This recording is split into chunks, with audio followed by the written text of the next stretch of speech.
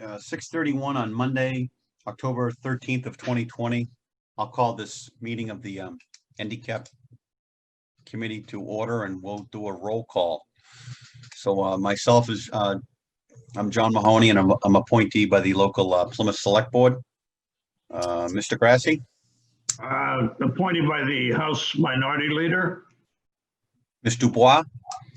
Appointed by President, the Leader of the House, I think. One of those guys. Yeah. Mr. O'Brien? Pat O'Brien, Manager of Communications, Government Affairs at Holtec. Mr. Moylan? Yep, John Moylan. I'm the HDI Site Vice President for the Pilgrim Station. Ms. Waldron? I'm Executive Director of the Old Colony Planning Council. Mr. Rothstein? Town of Plymouth Board of Selectmen appointee. Jack Priest? Jack Priest, representing the Massachusetts Department of Public Health. Mr. Mullen? Sean Mullen, appointee of the Senate Minority Leader. Oh, boy. Pine, you want to continue? I lost. No, this works. All right, I'm sorry. I'm back. Mr. Locke, you're a visitor tonight? I am a visitor. I'm Paul Locke. I'm Assistant Commissioner for the Wayside Cleanup Program, Mass DEP. Okay, welcome. Thank you. Robert Jones. Robert Jones, Executive Office, Health and Human Services, designee of Secretary Mary Lou Sutters. David Johnson. Hi, I'm from Department of Environmental Protection, and I'm representing Environmental Secretary Theoretes. Mr. O'Reilly. Plymouth resident appointed by the Speaker of the House. Susan Whitaker. Susan Whitaker, representing Secretary Keneally with the Executive Office of Housing and Economic Development. Mr. Flores. Yes, representing Governor Charlie Baker. Samantha Phillips. Hi, Sam Phillips. I'm Director at Massachusetts Emergency Management Agency. Eric Johnson is a guest. Welcome, Eric. Good evening. Mr. Hayden. Hey, good evening. Bob Hayden, Mass Department of Public Utilities, for Chairman Matt Nelson. And David Nichols. Thank you. Good evening. Dave Nichols, appointed by Governor Baker. Hey, thanks, everyone. So we're going to go into the next thing we'll do is we'll go into the previous minutes from the September meeting. I think prior to going live, I heard one concern about the minutes. Does anybody have any corrections or? I think I just had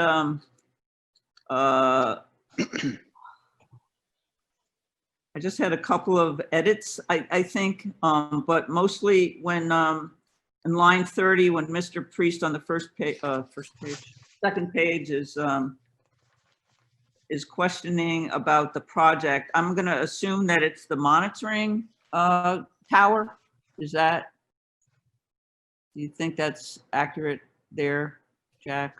Sorry. It's the meteorological tower, yeah, or the release tower? The unit stack.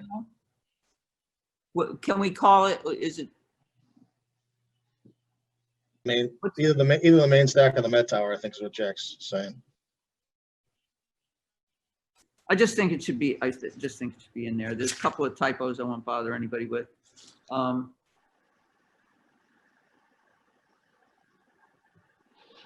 There's two towers coming down. One is the Met Tower. The other is the station vent tower. Yes. On page 3, line 20, Mr. Johnson added that he went to observe the wall relative to the wastewater piping and infiltration galleys. I didn't know what wall we were talking about, and I thought there should be a reference to that just for clarification. Fine, that's the vehicle barrier system that you came up and saw.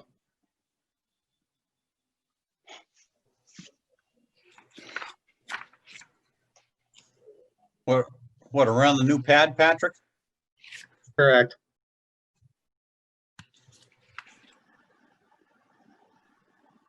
Fine, if I could just clarify one thing on the prior comment, the Met Tower coming down is a backup satellite 160-foot tower that the NRC required when the plant was operating, supplement the main tower, Met Tower, which is still there. And they require that because they required 90% data recovery for each licensee each year.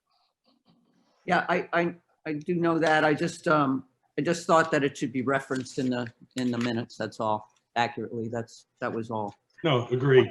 That's it really, Agree. except for a couple of typos that I'll get to Tori. Mhm. For me. Anybody else? You're okay with the minutes outside of those recommendations you made for changes, correct, Pine? Correct. You making a motion accordingly? I So moved. don't see anybody else that has any other concerns. Do you want to make a motion to approve them? But I move to approve the minutes as amended. Second. All those in favor of approving the minutes as amended? Aye. Aye. All those opposed? Okay, looks like it's unanimous. And I abstained because I did not attend the last meeting. And who was that? Mary Mary Walden abstention. Okay, duly noted. Okay, we're going to move on to the next thing on the agenda. I reached out to Mr. Eric Johnson to attend. Eric, correct me if I'm wrong, government liaison for the New England ISO. He came into Plymouth about 5 years and presented to the select board. If you're into this kind of statistics, but obviously a pretty top to bottom review of what the New England ISO and what they do. And I thought it was important to bring Mr. Johnson back in tonight. This is a power generating, or it was a power generating site. We're talking about the mix. How does it affect not only the state of Massachusetts, but the entire region? What potentially could go on? Post decommissioning with the infrastructure on site and leading into the grid. And Eric, I appreciate you being here tonight, and I'll turn it over to you. Great, thank you very much, John and Pine and the crew. Appreciate the invite. It's good to be back. My backup plan, if there's any issues, I'm going to turn it over to Commissioner Hayden, who's going to give my presentation. We've been through this conversation a number of times, and I think he can do it. Anyway, thank you, John. And I did send some slides over to John, and you can either share them, or if you want to give me the ability to share here, I'd be happy to do that. Wait, you sent slides to me? Yep. Let's see. I just sent them over to you, and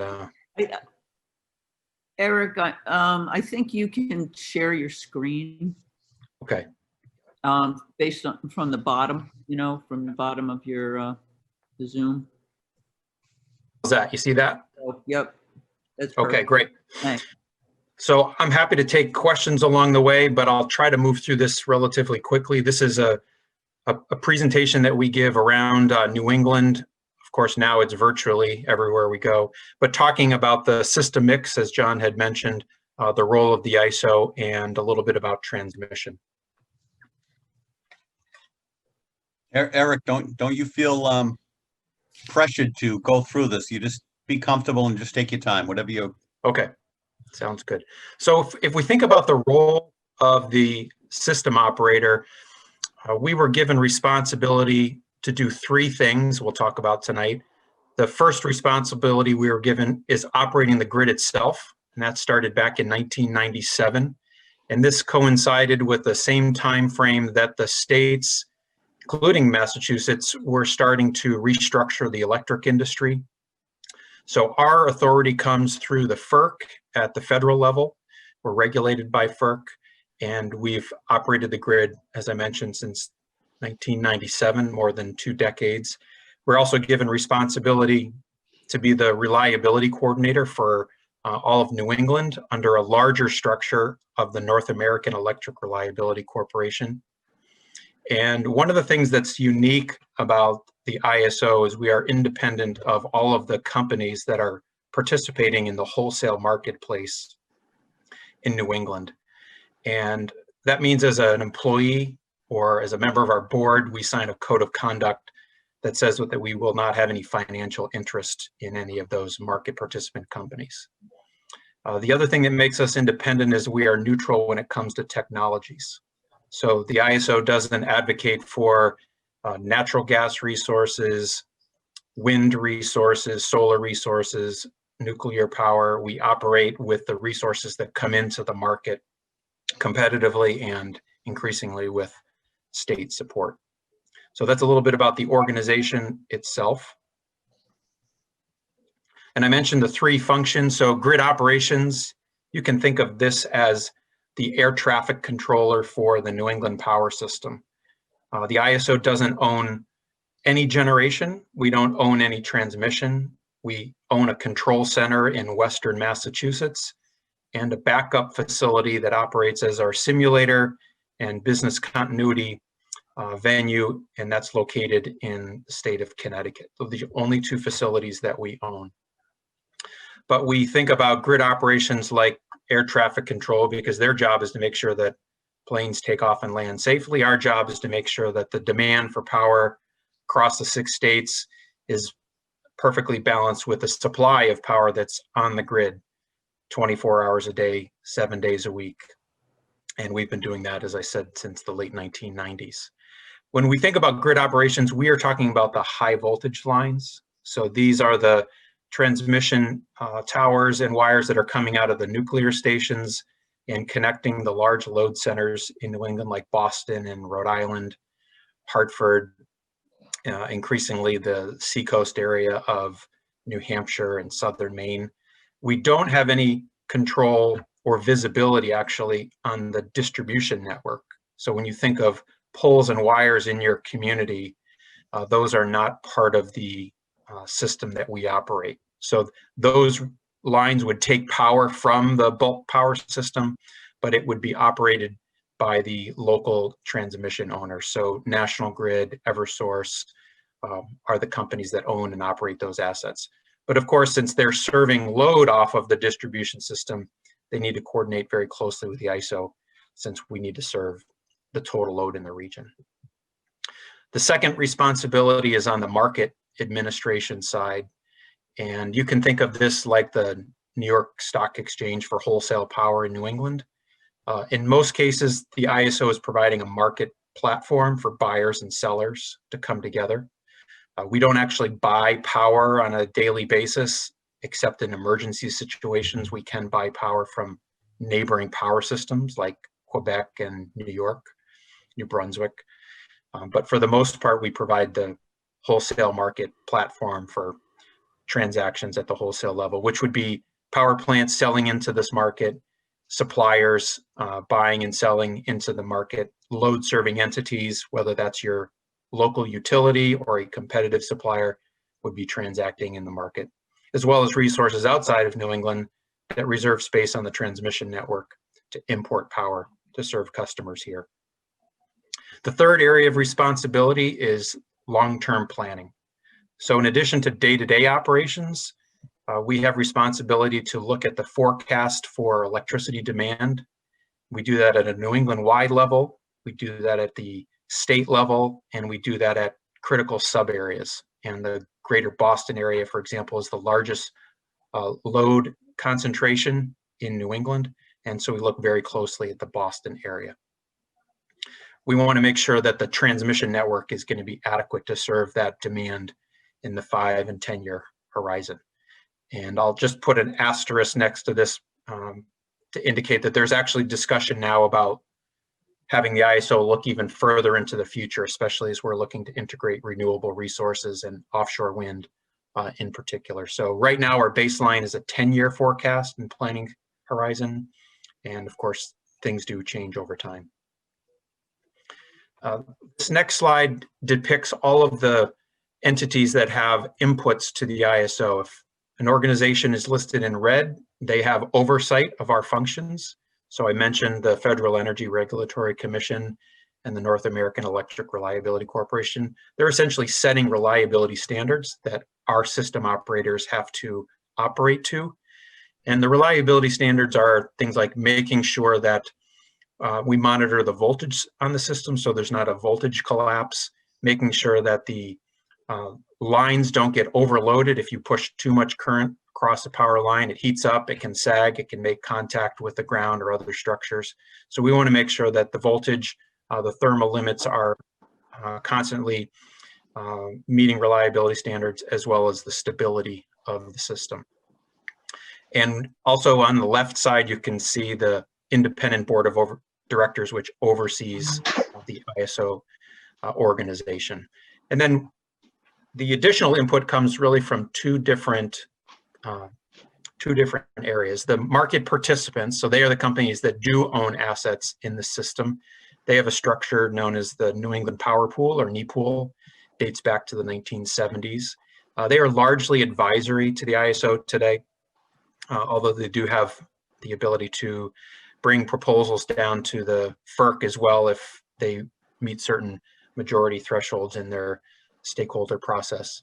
So those are the market participants. And then on the right-hand side, we're listing a number of the public officials, policymakers, regulators who have input to our processes on a day-to-day basis. And we just got some guidance from the New England governors about their vision for the future. And so we're just starting conversations with them about how our role and the work we could do could evolve over time. So there's a lot of people who provide input to the work of the ISO. When we think about the electric grid, we think of New England as being a pretty big region, but it's part of a system that goes all the way to the Rocky Mountains, to the East Coast, from the northern border of the US down to Florida. So this is one large machine, and I think until recently, this was the largest machine operating in the world. I think the China power grid has since surpassed the size of it. But the electrons are moving freely in this entire area that's shaded in orange on a alternating current or AC system, and power flows to where the demand is.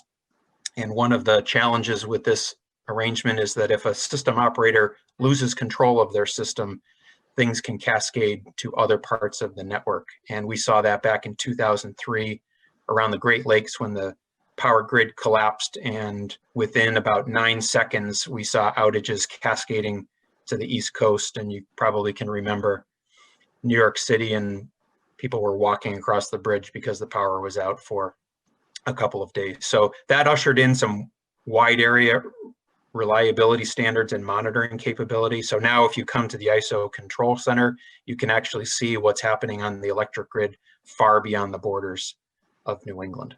So just a sense of the geographic scope of our region. We think about the transmission system. This map shows the high voltage lines. So don't think about highways and roads. This is showing the 345 kV as the backbone of the grid, which is shown in blue. And the 115 kV lines are shown in red. And they crisscross essentially the entire New England region. Northern Maine is actually not part of the New England grid. It's connected through the New Brunswick system operator, but everything else is operated to the reliability standards established by the ISO. And we're not an energy island. New England tends to import about 17 to 19% of its energy needs on an annual basis. Most of that comes from Hydro-Quebec, and we tend to export power to New York. So power in markets always flows from low-priced regions into high-priced regions. And when we think about the grid itself, we have about 350 generators that are operated, or dispatched, we call it, by the ISO. They total a little over 31,000 megawatts of generating capacity. The resources that are operating are competing in a market, and there are lots of new resources. We'll talk about the profile of that mix that are vying to come into the marketplace. So there's lots of interest in building in New England. And we've also seen, as you know, lots of retirements across the region. And one of the unique features about the New England market is we rely on resources called demand response. And that's a customer who has the ability to curtail their energy use and get paid for doing that. And as our operators would say, a megawatt of demand reduction is just as valuable as a megawatt coming onto the grid from a. So here's a look back in time, 2 snapshots. The dark blue bars are showing the 2000 timeframe, and the green bars are showing the last full calendar year. So the mix has been relatively stable as a percentage of the energy production coming from nuclear. Now we know with the retirements and the challenges for the nuclear fleet, that number will only come down. There's no forecast or proposals for any new nuclear in New England. We're often asked, what about the small modular reactors? It's possible, but we haven't seen anybody come to the ISO looking to develop those types of resources, but certainly that's a possibility longer term. The big shift has been from oil and coal, which at one point were 40% of our energy mix back in 2000, and they've dropped to a fraction of a percent in the past couple of years. So the big shift has been to natural gas, and you can see that pretty clearly on this slide. The ISO website, if you go to the homepage, we show the fuel mix in real time, and depending on the time of day or time of year, this chart will show different percentages. The gas numbers have been up in the mid 60% range, and it really depends on what the demand is, what the temperature is. Those are the key drivers of the electric mix. And then on the right-hand side, you can see the renewables, and the renewables look very small in this depiction, but it's because we're pretty early still in the time frame when the states are requiring the renewable portfolio standards to increase, and we'll show that in a minute. Looking back over the history of the wholesale markets and the ISO, most of the generation that's come online, as you can see, has been gas-fired capacity. The second largest category shown in red is the wind, and then more recently we've seen solar coming onto the system. The retirements obviously are familiar to this group, but this gives you a picture of the types of resources and their relative location on the map. When we think about generator retirements, the fuel source is a significant factor. So resources that typically brought in fuel by rail or barge were along the coast. Those are the coal and oil resources. The gas pipelines typically are not on the coast, they're inland. So we've seen gas-fired generation being developed a little bit further inland from where the existing coal and oil resources are, but obviously tied into the same transmission system. And we've seen about 7,000 megawatts retire, and obviously we're not at the end of the retirement era. We still have some older coal plants in New Hampshire. That's really the last of the coal in New England. And we have some oil resources. They tend to run only in the peak periods of the summer when it's really hot in a heat wave, or in a cold spell in the winter. For the rest of the year, coal and oil units are offline, not even idling on the grid. And if you think about the mix of resources, New England's been pretty closely tied to the price of natural gas for a number of years. This goes back to 2003, and you can see a significant amount of volatility in this market. So when the demand goes up, or when infrastructure takes out fuel supply, such as the hurricanes in the Gulf, prices go up. But when the infrastructure comes back, we see prices settle down. The most obvious trend that we've seen is when it's really cold in New England, we see very high prices at the gas and wholesale electricity level. But in a year when it's mild, we don't see those spikes. So we're very sensitive to temperature, and it's because the fuel infrastructure serving New England is significantly constrained, and we don't expect to see more gas infrastructure coming into the region.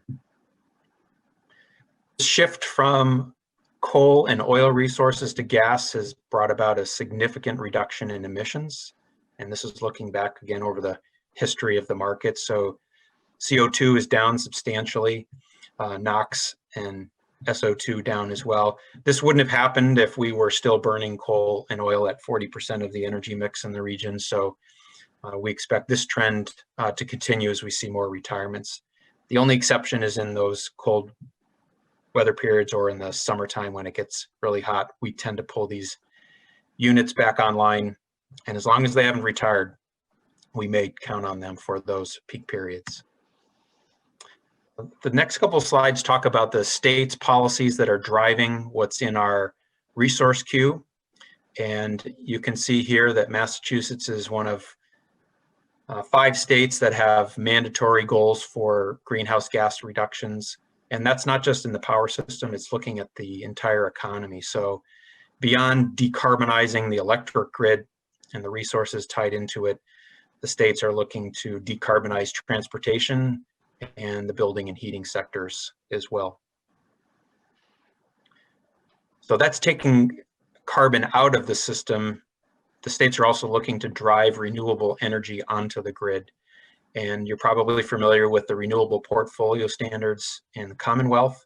So you can see how they're plotted now. A little over 15% is the amount that load serving entities need to get from renewable sources to meet these requirements. And that grows steadily in Massachusetts until about 2040. And I think that requirement plateaus at that point in time. And Massachusetts was recently eclipsed by Maine. They've set some even more aggressive goals for renewables.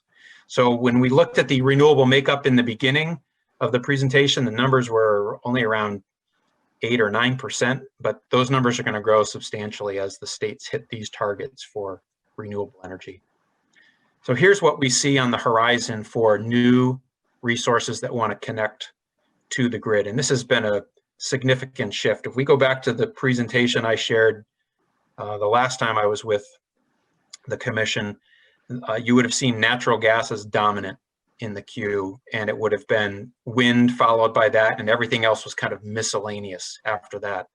But now with the procurements that the states have done, notably in Massachusetts, wind and offshore wind dominates what's being proposed, followed by solar, and battery storage is actually eclipsed natural gas. So battery storage, which one time didn't even show up on this chart, is now 10% of the resource mix going forward. And then if you look on the right-hand side, you can see where these proposals would be developed.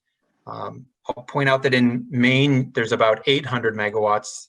At one point, we had thousands of megawatts proposed in Maine, but the challenge was they were so far to the northern part of the state that they were beyond where the transmission is located, and it proved very expensive to build transmission all the way down to the load centers in the region.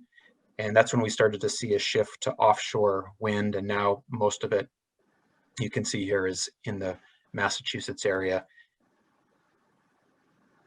The other resource that we think of is energy efficiency, which is clearly a priority for the states. Massachusetts beat out California several years ago and has held that ranking. And that drives the inputs into our planning process. So all of the programs and dollars that ratepayers and consumers pay for in New England roll up to about $1 billion on an annual basis in the region. And we factor all of that into our markets and into our planning. So we don't build more generation or transmission than we need.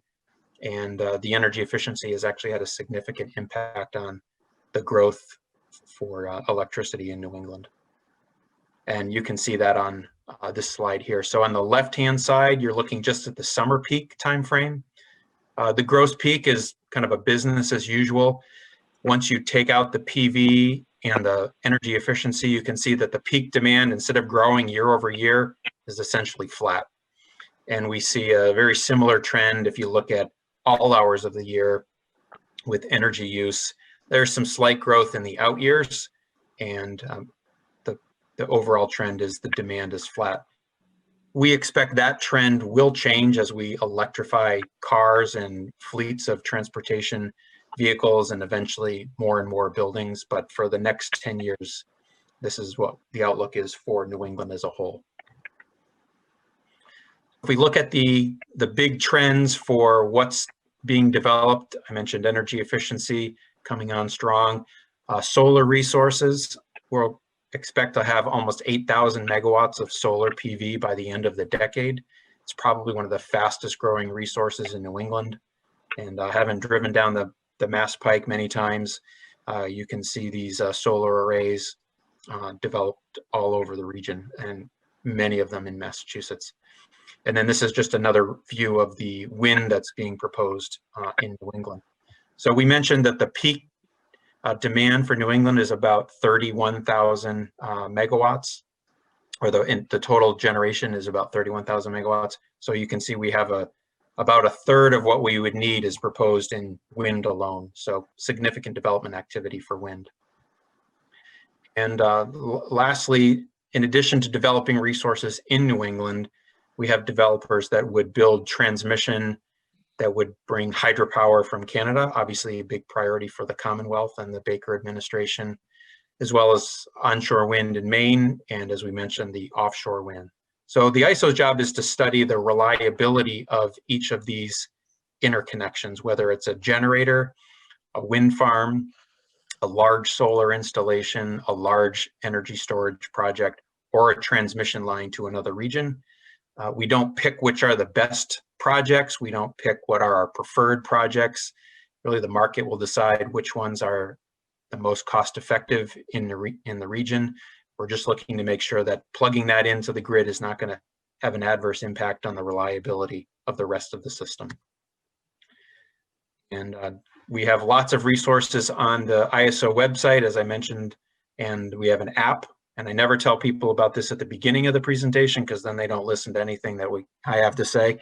So you can download the ISO To Go app and see real-time fuel mix, prices for your state, and lots of other data. We have some handy takeaway fact sheets that let you compare your state to other states in the region, and hopefully that of information would be useful to you. So John, I hope that was helpful. And you tell me how you would like to proceed from here, but I'd be happy to take questions. No, that was fantastic, Eric. A couple of quick questions. That ISO control center that you mentioned, is that open to the public? Right now, it's not even open to most employees. But okay, so but not in a non-COVID-19 world, was that open to the public? So we arrange tours on a case-by-case basis. It's not a public facility.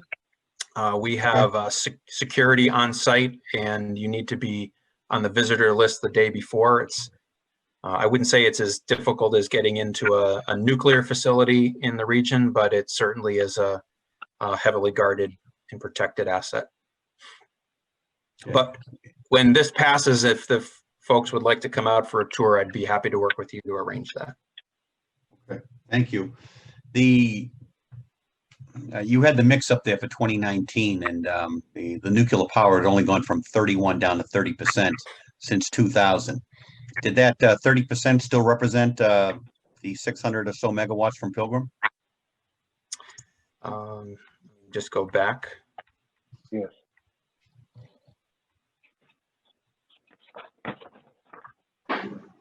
Yes, right there. Yep.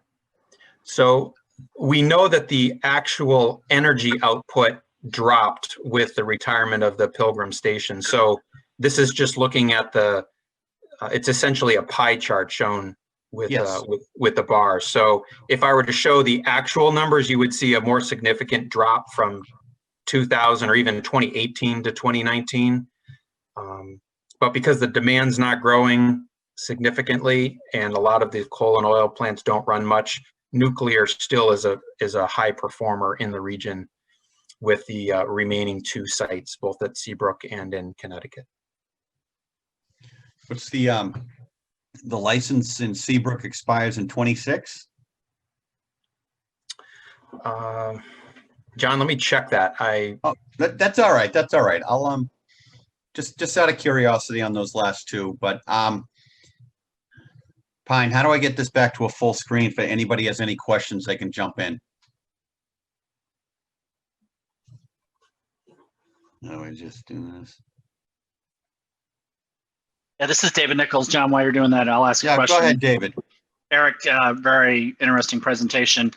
This starts to get a little far from decommissioning, but I'm curious, you know, when you showed that blue line that runs out of Pilgrim, that was one of your high voltage lines. I live in a neighborhood, and I think a lot of people in Plymouth live in neighborhoods where they can see high voltage transmission lines. Do those lines come out? Are those lines still in use? How does the grid kind of get used around the Plymouth station if Plymouth isn't generating electricity? Good question. So the lines continue to be operated by the transmission owners in that area. They are still providing a pathway for power to move around the region. It's just that they're not taking injections of power from the plant that is retired. So you could think of it like a highway system. If you take a manufacturing plant offline, it might not be putting trucks onto the road, but the highway in that area is still serving deliveries that are passing through that area. So the lines would stay and they just would serve a different purpose. Okay, thank you. John, Seabrook's license is through 2050. All right. What do you have to this? What'd you ask him? Salt, pepper. Does anyone, thank you, Eric. Does anyone have any questions for Eric? Rich Rothstein, Eric, good seeing you again. Richard, go ahead. Good seeing you again. 5 years goes by quickly. Does. And I was interested in your slide that was showing the need to rely upon older fossil fuel generation, coal and oil peakers during the colder winter months in certain regions because, and maybe even importing liquid natural gas tankers to Boston. And I'm just curious.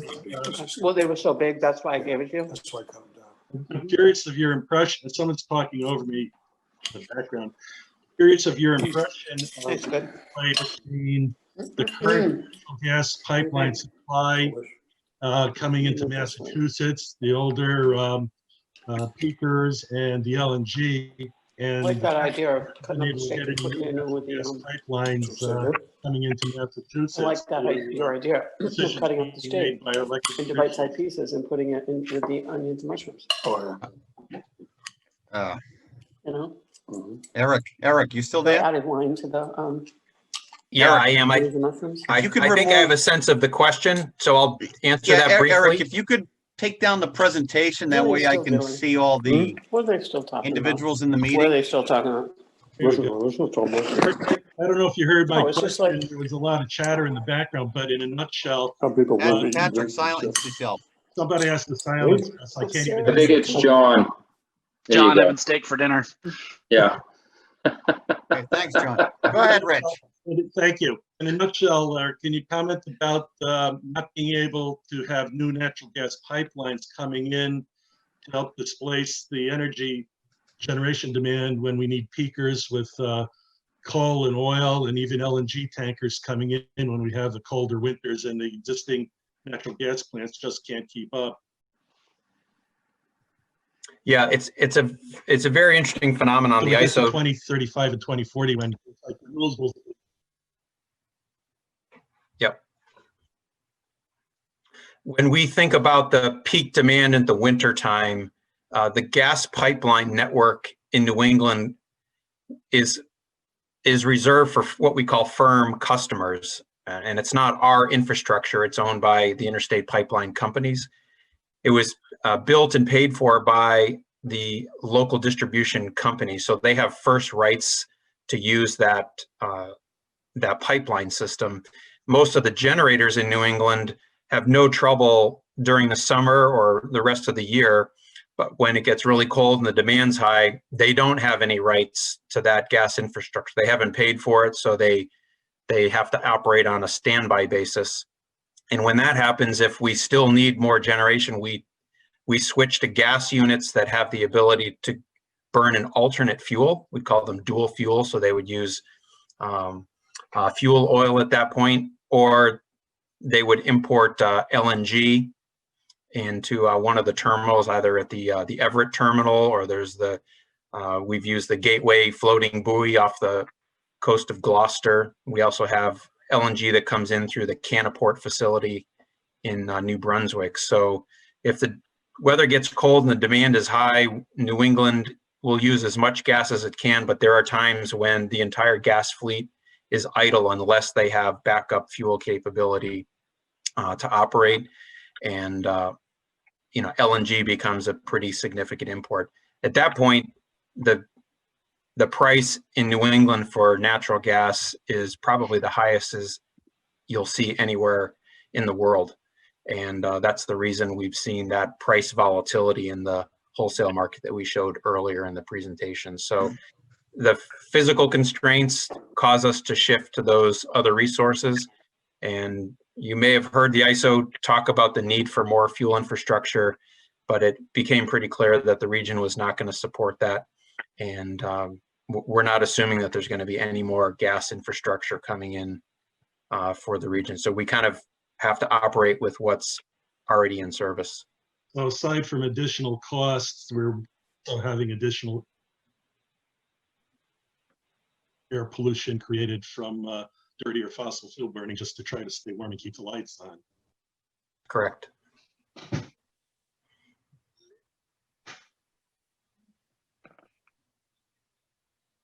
Anyone else have any questions for Mr. Johnson? I'll just say quickly, John, Eric, great to see you again. Great presentation. To anyone that hasn't had an opportunity to go to the ISO facility, it's in Holyoke. I did it about 5 years ago. It's pretty. It's very, very interesting. So I had the pleasure of that opportunity about 5 years ago. If you get a chance, I highly recommend it. Thank you, Commissioner. Anyone else with questions for Eric? Is it Paul Smith or is Paul good? Mr. Mahoney, can you hear me at this time? I can. Okay, it's my pleasure. No, the good Mr. has always been most illustrative as to the purpose of ISO New England. I've heard the presentation and had a visit before, and no, I found it to be accurate and informative. Thank you very much. All right. You're welcome, Paul. Eric, I got the email of your presentation. It came through. I'll share that with the rest of the panelists here. And I certainly appreciate you coming in tonight and giving us that update. And I thought I'll second Robert Hayden's thought process on probably touching bases with you down the road. I would love to get into the facility and check it out. Great. We'd love to have you. Okay. Thanks a lot, Eric. Thank you, everyone. Have a good evening.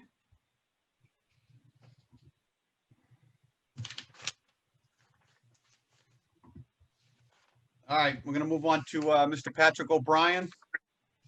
Patrick's going to give us a decommissioning update. Thanks, John. Let me just pull up my screen and share. All right, you should all be seeing my screen now.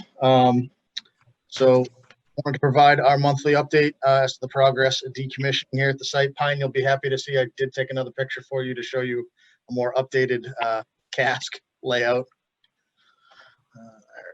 Why is this not going anywhere? There we go. So as you've all seen in the past, this is the waterfall schedule for planning purposes that we presented. That red line is where we are in the timeline now. So you'll see in the site modifications line, we're still moving through that. That's the general kind of term for gapping systems and doing removing any hazards like lube oil that has been done previously, making some buildings cold and dark that no longer are in use. We are working through our characterization, site characterization with the report due, I believe, the end of March 2021. We are working through the PA construction, the protected area construction for the asphyxia pad. That's coming along nicely and scheduled to be done in December. We are at a critical time in segmentation. We're about to, and I'll explain this a little bit more later with some pictures. We're about to start segmentation of the reactor vessel internals greater than Class C materials. That is a process that I can show through some of the pictures in a minute. And then obviously I've showed in the past, and I'll continue to show tonight, some of the early demo that we're working on. And then really that sixth one, waste management. There's a piece that I'll show tonight, the reactor vessel internal, where we'll be temporarily staging waste before it is shipped to its final repository. So here's some pictures from the preparations for segmentation. This is one of the pieces of equipment lowering into what we call the dryer separator pit. As you can see in these photos here, this is the top of the old reactor. This would then be, once installation of the tooling is in place, this will be flooded back up and all the internals will be cut underwater. So that preparation is underway. The tooling installation is going in, and we've taken a lot of lessons learned from the industry, but also Oyster Creek. Oyster Creek had done this earlier, had a very successful reactor vessel segmentation. So we're prepared to do the work with our specialized contractor in GE performing that. I talked a little bit at the last meeting about some of the early demo main stack and the 160-foot Met Tower. I did mention the main stacks being removed to allow for the guy wires to come down. Those guy wires are in the way for the new haul path and fuel movements to that haul path. The 160-foot Met Tower is coming down as part of I think Rich had actually mentioned earlier, it's a backup tower to our 220. It's no longer technically needed. So we were going to take advantage of having that contractor on site with the crane to do some work on the main stack. We'll then use them to do the Met Tower as well. We spent a lot of time, and Jack and Dave, feel free to jump in, working with DEP and DPH on the work plans, permitting. We still have some hurdles to go through permitting, but we're getting there. I think we'll be doing some submissions at the end of this week over to Dave's team regarding some of the materials that are in the main stack. But we do have all the town permitting side in hand. Do you want to say anything, DJ, or you good? Okay. Yeah, I'm trying to unmute there. Yeah, so not surprisingly with the emission stack, we found a little bit of asbestos in some of the gasketing material. It's a steel stack, so it doesn't have masonry, which is one of the places you'd find it. It doesn't have a masonry liner system. So there's a lot of places you often find asbestos or in some percentage in stacks, especially stacks that are older, early 70s.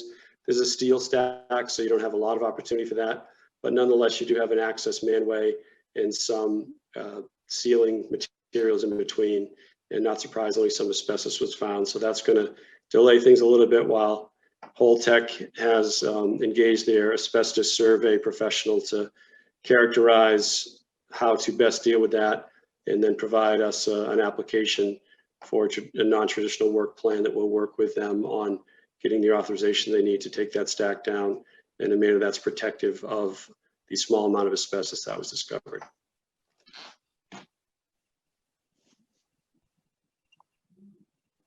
You gotta unmute yourself. I was just giving Jack an opportunity if you wanted to talk about any of our interactions on it or not. If not, I'll move on. Nope, I'm good. Keep going, Pat. Okay. So as you can see on the far right, we do have some other early building demo. There's the chain shack, which is the bottom right-hand red circle. That's right when you come through the engineering support building into the current protected area. We're going to be taking that down. And then on the exterior is this gas bottle storage, a little concrete building with a tin shed. So those two buildings will be coming down later this month. And those are being removed for accessibility on the site. The site has a pretty small footprint per se. So, things along these lines where we can get buildings out of the way that, will improve our flow and ability to do the work safely is what's important. So I know I had talked at prior about the removal of the S110 buildings, a series of buildings, some of them original to the site. We have removed those buildings, as you can see by the picture, and we've started to put the temporary staging area for the Class B and C waste to be staged on site before it's removed to its final disposition site. These blocks will be roughly 4 blocks high. They're very much movable, removable system. They're called Legios, but having a 2-year-old, they basically look like his Legos that you can move back and forth and use as needed. So working through that. We do have the building permit in hand for those with the town, and completion is expected of that in the fourth quarter of this year.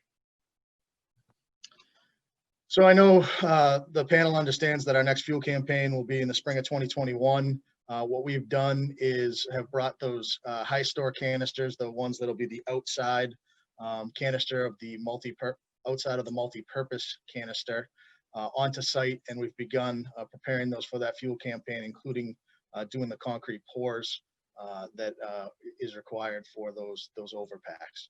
So that's currently underway. And then I think the last piece that the panel got last week, we did provide the initial environmental site assessment work plan to the Commonwealth as part of the settlement agreement. Our licensed site professional, ERM, is the one that prepared the document, and they will be available. I'm going to have them come to the November 2020 NDCAP meeting to present on that.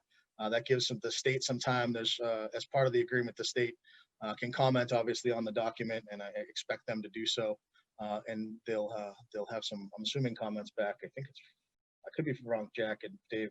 I think it was 45 days or 30 days to respond. I can't remember off the top of my head. It's 30 days, Pat. Okay. So I figure at that point we can have the LSP to present, and we'll talk about that obviously, I think, in depth at the November meeting. That's the last slide I have. Just a couple other things that jumped out. We did start pilot negotiations with the town a couple weeks ago. We have another meeting with them this week, and we're working to meet with them every couple weeks as we work towards an eventual pilot agreement for the town. The current pilot agreement runs through June 30th of next year. So, looking forward to working with the town. It was with COVID, it was a challenge on the town side really to get to the table, and we finally, working with the chairman and the town manager, finally got a set of dates that we'll be working through. So just wanted to provide that update.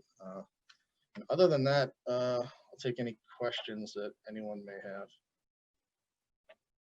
I've got a question, Patrick. Remember the one I had earlier?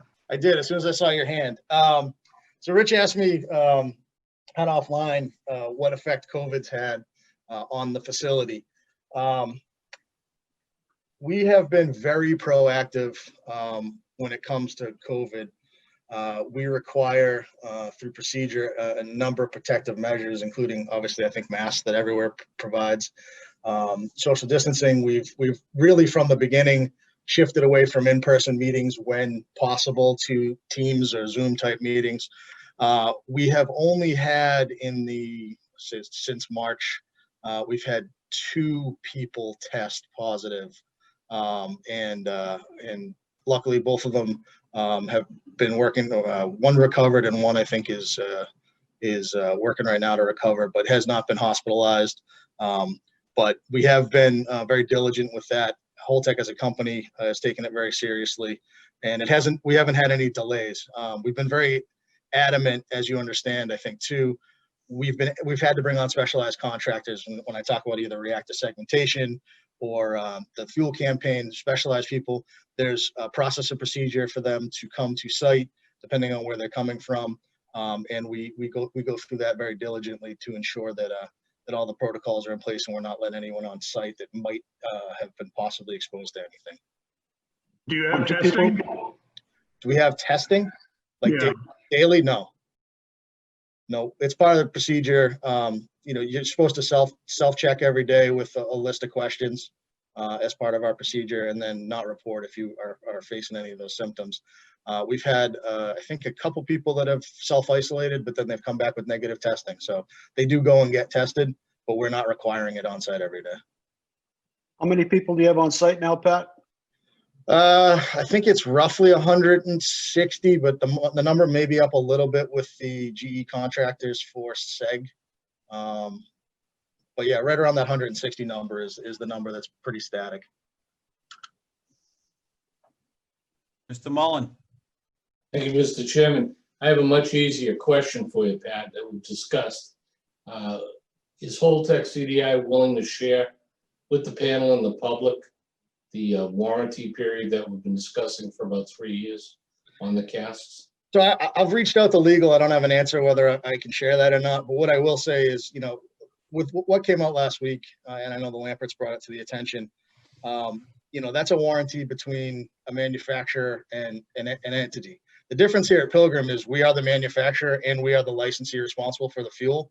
So regardless of what warranty there is for these casks on this site, Holtec has the ultimate responsibility to keep these casks compliant in a system that's approved by the NRC, which is what they're in right now. So, Well, I would disagree with your take on that, Pat, because what I would say is that this situation, unlike the California one, is that Holtec is both the chicken and the fox.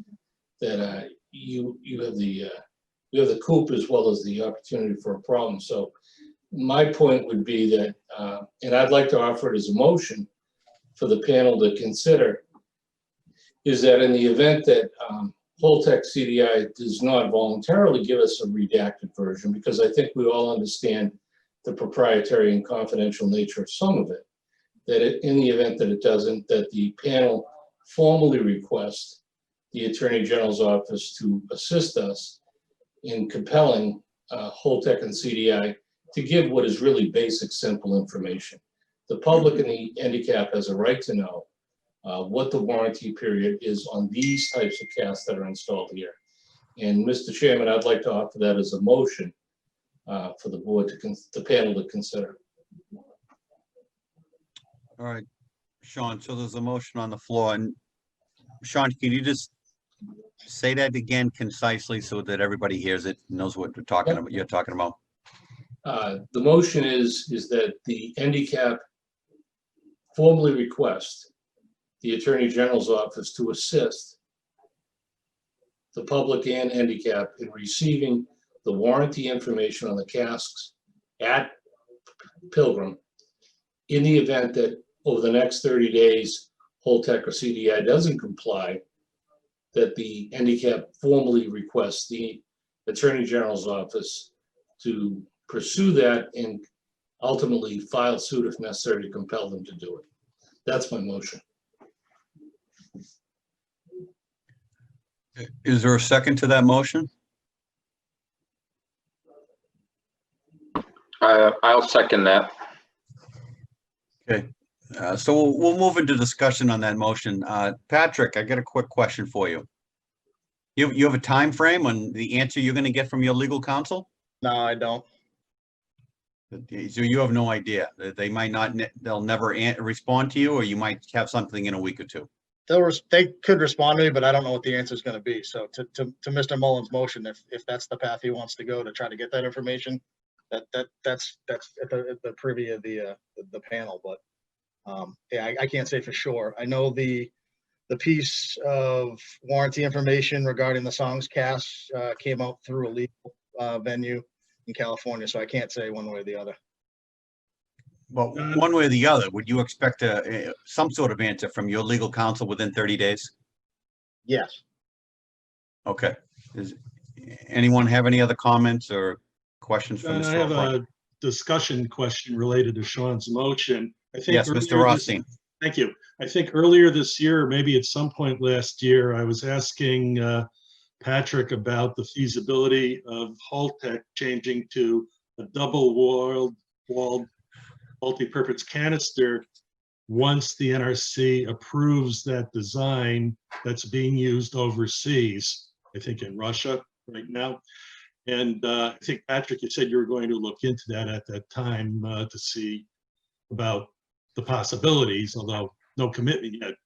So at some point, I'd like to assume that the NRC will approve that design in the United States, and if so, this would have implications for what canisters are being used for the remaining spent fuel in the pool versus casks that are already holding canisters on the pad. Any comments in that regard? I can say that based on, and I don't know what timeline the NRC is looking at that, but based on our timeline, we'll be using the high storm 100s that we have on site. Because our timeline is all fuel on pad by January 2022. So basically, once the fuel is in the canister and the canisters on the pad there, that's the way it's going to be unless required by NRC regulations in the future to change anything out. Yeah, because it's an approved system right now per the NRC, and that's why we're using the system. It's an approved system for dry cask storage. Thank you. I think, Rich Grassi, did you have your hand up earlier? You're on mute.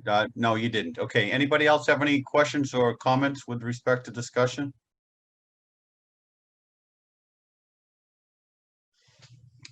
Hold on a sec. I have to check. Somebody's chatting in here. Let me do. Okay, I'm sorry. That's not relevant. Okay, so I'll ask, with respect to Mr. Mullins' motion, I'll ask for a show of hands for those who support his motion, and I'm going to summarize this very quickly, Sean, is that basically you're giving Mr. O'Brien and Holtec to come up with an answer within 30 days. If not, then we go, the committee's asking the Attorney General to step in and get some data for us. That's correct, Mr. Chairman. Okay. Kevin, did you put your hand up? Okay. All right. All those in favor?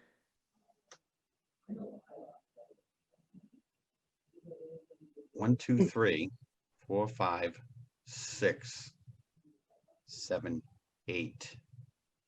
Okay, I see 8. Okay. You need to, I don't think we have Paul Smith. You see Paul Smith? You have everybody there, and John Flores, I can't see, so maybe. So we had John, did you raise your hand? I did, sir. Oh, so that's 9. And how about Mr. Smith?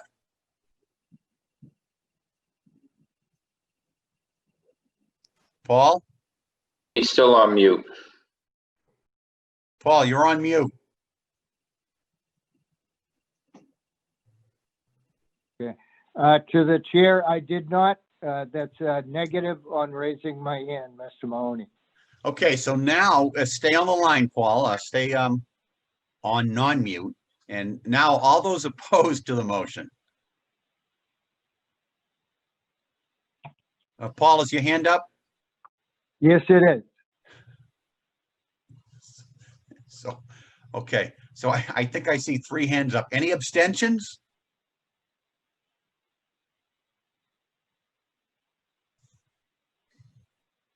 So 1, 2, 3, 4, 5.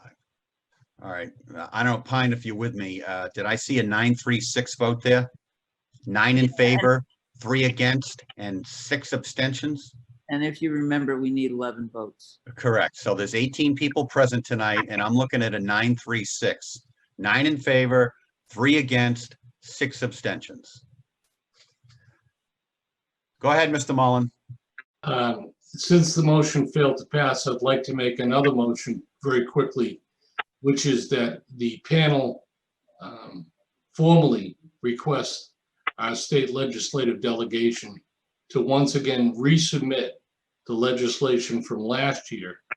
I want the panel to go on record to reorganize, in keeping with that legislation, the votes that constitute a majority and will allow us to actually do something. A second motion. Motion seconded. Was that second from Mary Mary Waldron? Mary Waldron. Okay, second by Mary Waldron. Any discussion on the motion? Go ahead, Mr. Smith. Mr. Mahoney, I did not have any thoughts to Okay, offer on the motion. I'm sorry. I saw your box lit up in yellow. I thought that was something. Okay, any other comments? Richard Rothstein. Richard, go ahead. I am in favor. Thank you, John. I am in favor of Sean's motion on that specific point, as I was last year, but there are certain elements of the proposed state legislation that I was not in favor of last October when this was being discussed, and that aspect had to do with changing the composition of the NDCAP to remove Holtec employees there. So I'm in favor of what Sean is saying, but limited to that if we're going back to that original bill. Go ahead, Sean. Mr. Chairman, I would be glad to amend the motion to formally request the legislative delegation remove the section from that legislation last year.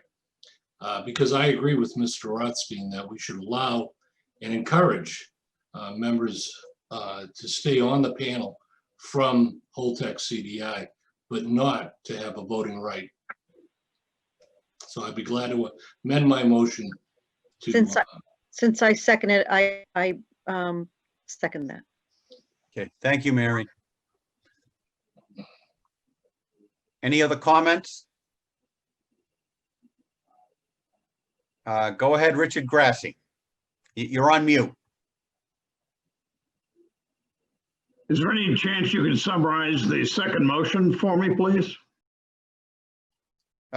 Richard Rothstein or Sean Mullen, you want to step in here and reference the point? Go ahead. Yeah, Mr. Chairman, and Rich, what I'm thinking is that the panel formally requests the legislative delegation to refile the legislation last year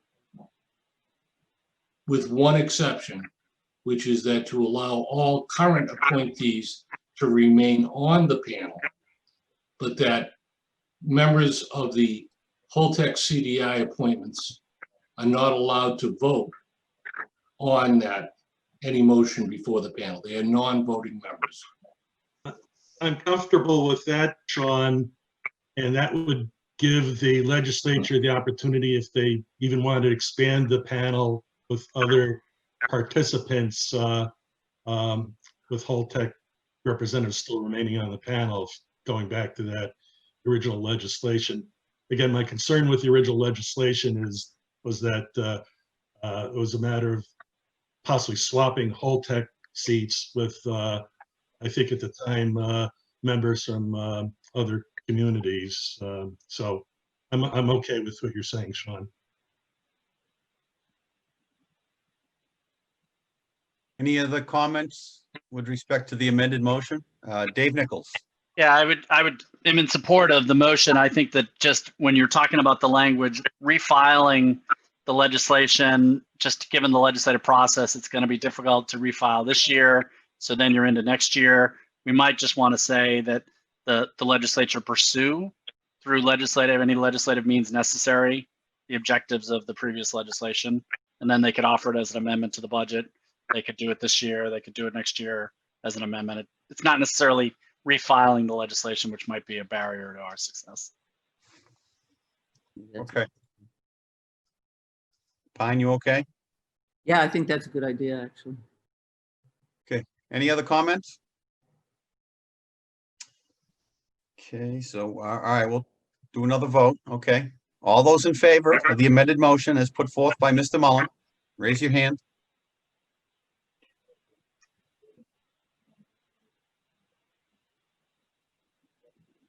All right, I see 8. Sounds very familiar, Mr. Chairman. Excuse me? I'm sorry, it sounds very familiar, Mr. Chairman. Oh, yes. Oh, I'm sorry, John, did you vote in favor? Mr. Flores? You're muted. John, push down the space bar on your keyboard. Yes. Okay. I'm sorry. So there's 9. Okay. All those opposed? Mr. Smith, I can't see you.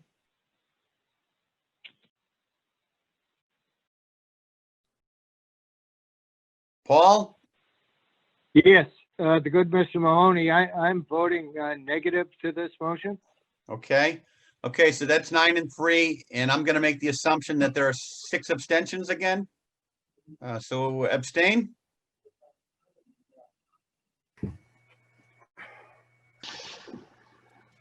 Yep, there it is, 6. Okay, 936, a replica of what we just occurred. Okay. John, can I offer a new motion? Sure, Mr. O'Reilly. Why not? I can guess where the vote's going to go, but I would move that we ask the legislature to pursue legislation that would change the voting from 11 to a majority of those in attendance at the meeting. So we're not taking away any rights from Holtec or anybody else. So that would be my motion. Is there a second? Second. Second from Ms. Dubois. Any comments on Mr. O'Reilly's motion? Richard Rothstein. That's the question, Kevin. Good idea. So what would constitute a quorum of individuals who are present to be a quorum to be able to vote? Well, you need 11 to have a quorum, is that correct? That's correct. So if you have a quorum, like you would have in any other public entity, it would be a majority vote of those in attendance that represent a quorum. So we can't have a vote without a quorum. That goes without saying. So if you have 11 members, there's a potential you could have a 6-5 vote on something. I So just would want that- to try to break this log jam so we can actually have a vote on something that means something. So would that be a quorum of voting members or quorum of the whole panel? Well, Present. everybody on the panel right now is a voting member, so I'm not changing who is a voting member. All I'm saying is everybody's still a voting member, but rather than have this, it's going to be 11 people foolishness that we've been dealing with for 3 years, make it a majority of those of the quorum. This is Mary Wall. Go ahead, Mary. I totally agree with, and I just started in representing Old Colony Planning Council when Pat Chim retired, and I cannot do the number of times. Well, the discussion is always important and vibrant, but the result is that action is not really happening because of this stalemate. And it's probably one of the most frustrating boards I've been on, and trying to even a simple planning, with the town. So I that the actions that have been made forward in the spirit of what I come together on. And I would say number 2, if that doesn't work, then let's an Attorney General to come talk to us about how do we then break this logjam, because it is very frustrating to be part of something like this. I will tell you, I've not been on boards that have been like this, and the boards. Anyone else? All right, we'll try another vote. All those in favor of Mr. O'Reilly's motion?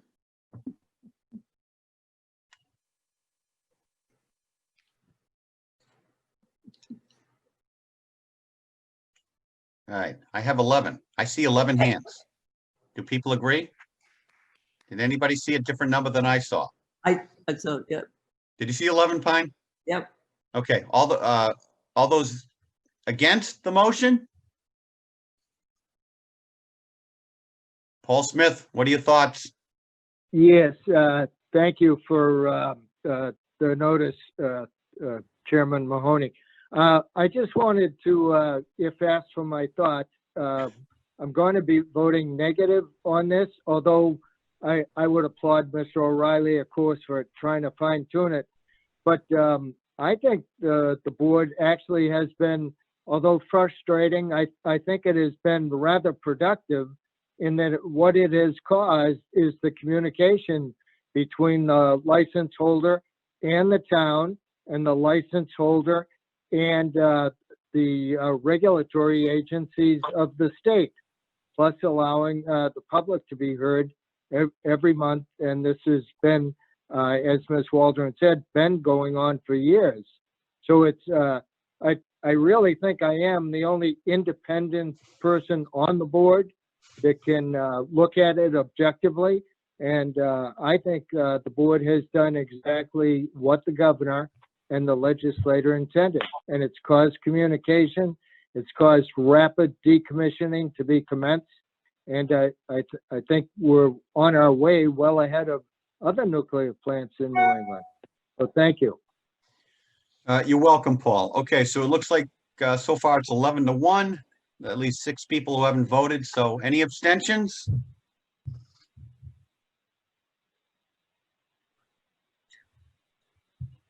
I see 5. Are we missing someone, Pine? Talk to me. 1, 2, 3, 4, 5. John Flores, did you just have your hand up? No, yeah, I was just fixing my glasses. No, I voted in the affirmative. Okay. Right. I'm seeing only 5, yeah. Now this six there, Robert, David, Sam, Sue, Bob, and Jack. Gotcha. Okay, all right, so that one passes in the affirmative, 11-1-6. So for a total of 18 individuals having voted completely. Rich Rothstein. A quick after comment. We, at the moment, have 19 NDCAP members because Mr. Wolf had resigned and Mr. Coughlin's position hasn't been replaced. So I'm assuming we'll get back to 21 in the foreseeable, but we have 19, so if we have to have 11, it puts us constraint on the number of members that we have right now. Good, thank you. Anybody have any other questions or comments with respect to Mr. O'Brien's update? No, we got to move on. Okay, Patrick, thank you. All right, we're going to move on to Dave Johnson, a report from the Interagency Working Group. And I know you have a special guest tonight, Dave. It's all yours. I do. Thank everybody. So I do have 2 or 3 updates, but before I get to those, chiefly I'll be just, and I apologize, I have a pretty unstable internet connection, so you may have seen me drop in and out here and there. But I'll just be giving a quick update on the vehicle barrier planting array and the submittal from the October 14th preliminary site assessment work plan. But as always happens to me, when I come to a meeting at somebody's invite, the person who invites me talks for a long time and leaves me nothing to discuss. So I'm going to turn it over to Paul Locke right away. And I want to thank Paul for joining us tonight. Paul has been working behind the scenes. As we've talked about, the Interagency Work Group is a fluid group of individuals. You see 5 of us here every month, and you'll continue to see that. But other folks do contribute, other folks are members. Paul has been working in the background for a very long time and was really super important in helping us negotiate the settlement agreement. And I wanted to have him here tonight. And then next week, I'm going to be asking a few more folks, a couple more folks who have been contributing along the way and will be contributing a lot more in the future to the Interagency Work Group, on our agency's work overseeing this effort. So with that, I'll just say that I've worked with Paul for many, many years. He's super knowledgeable and, answers questions in a nice, easy, understandable way. And I'm hoping that tonight he can just introduce himself and you folks and get to know him. He'll be here from time to time to provide information and answer questions. So thank you, Paul. You want to say a few words, please? Sure. As DJ said, there's a lot of people working behind the scenes at DEP where I'm located, supporting the work that's being done and looking forward to working with Holtec and all of you as the decommissioning goes on. And from my perspective, I'm the assistant commissioner for the Wayside Cleanup Program. So we're particularly interested in the site assessment that is being conducted and the discovery of any oil or hazardous materials that may have been released to the environment at the site. And we have a well-developed program that's been in place for several decades now for assessing contamination found at sites, the oil and hazardous material, the non-radioactive material primarily, and getting it cleaned up and closed out in a very timely way.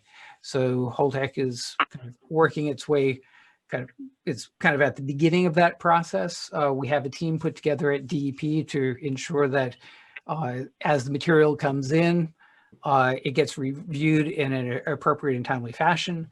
We're there to provide technical assistance and input, answer any questions that Holtec or the community or you guys might have on how the process is working.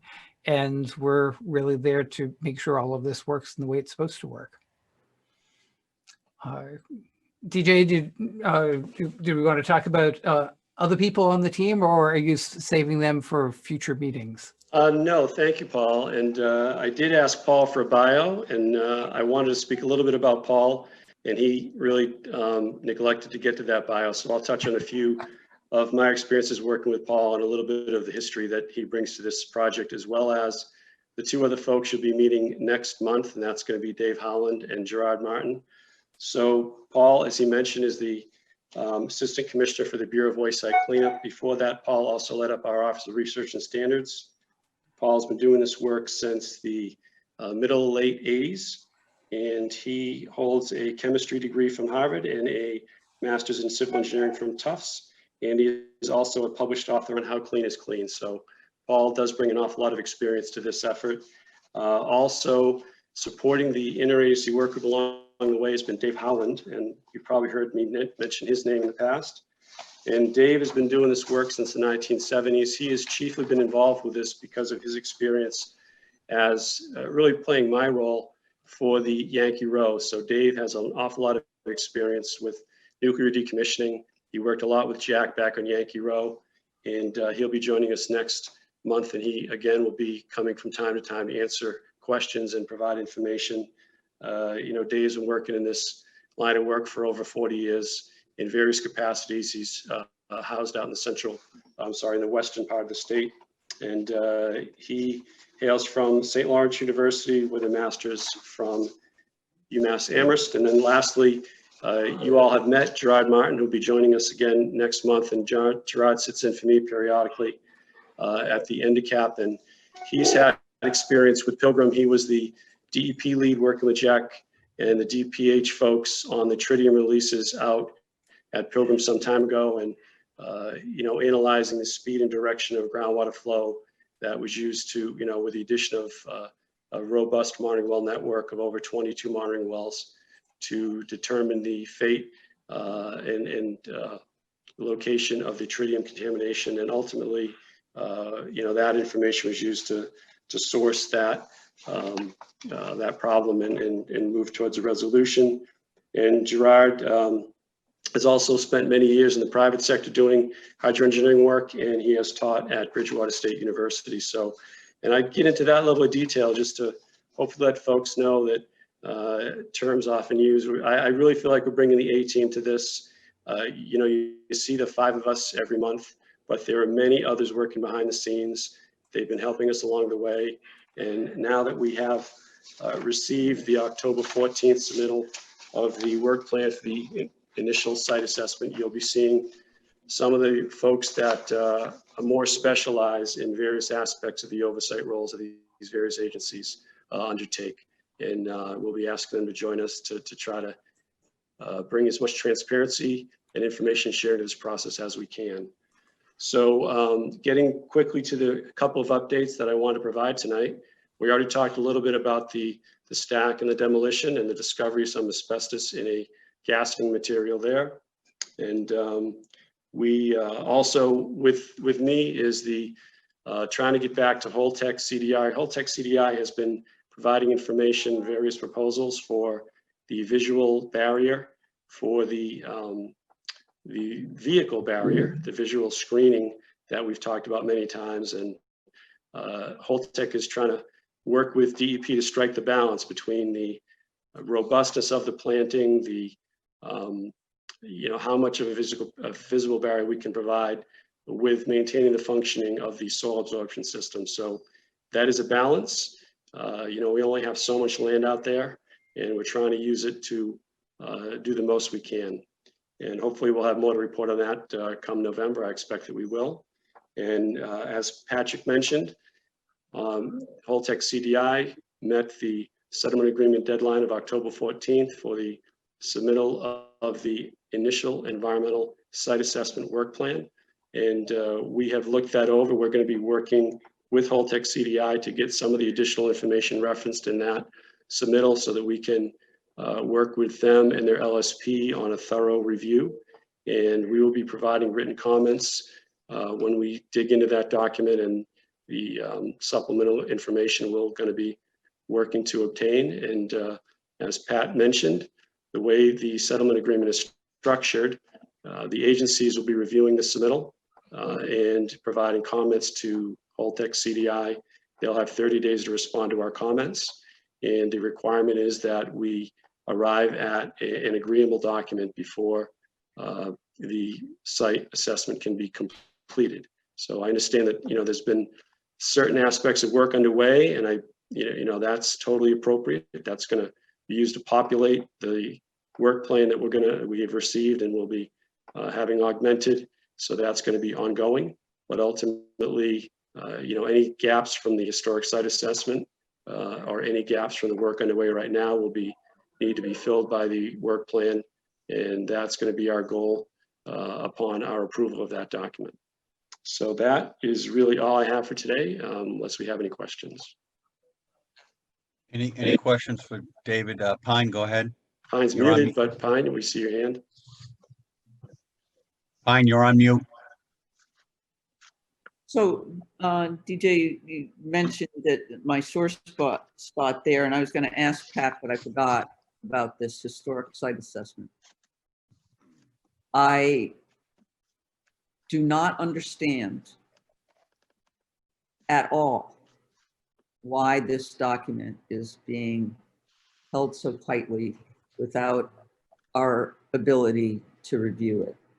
So please tell me when I can see it, especially because it is, it is providing a basis for this site assessment. How are we going to understand even the site assessment if we can't understand that? So please give it over, hand it over, make it public, give it to us, or give me a really good reason why that's impossible. And hopefully I will be able to understand. So from what I've been told by legal, it's considered business sensitive, which is why I can't hand it over. What I do understand is that they've been working to make a non-proprietary copy. But you've been telling me that for 10 months. And I understand that. That's the information I get back. I'm not saying it's a good answer. I'm just saying it's the answer I get back from legal. So I sent an email, a text message before this, trying to find out where the status of that document is. I want to see if I can find some alternative options as well. There may be, and I'm, again, going to talk to legal because I think we offered it to you when you were on site. There may be the ability to come here and view it, but not take a physical copy because that would not make it public document. So I can work through that, and I can look at that as an option as well. Well, I would look forward to that opportunity, but that's not going to satisfy a lot of people. I understand. I'm just providing the information that I have.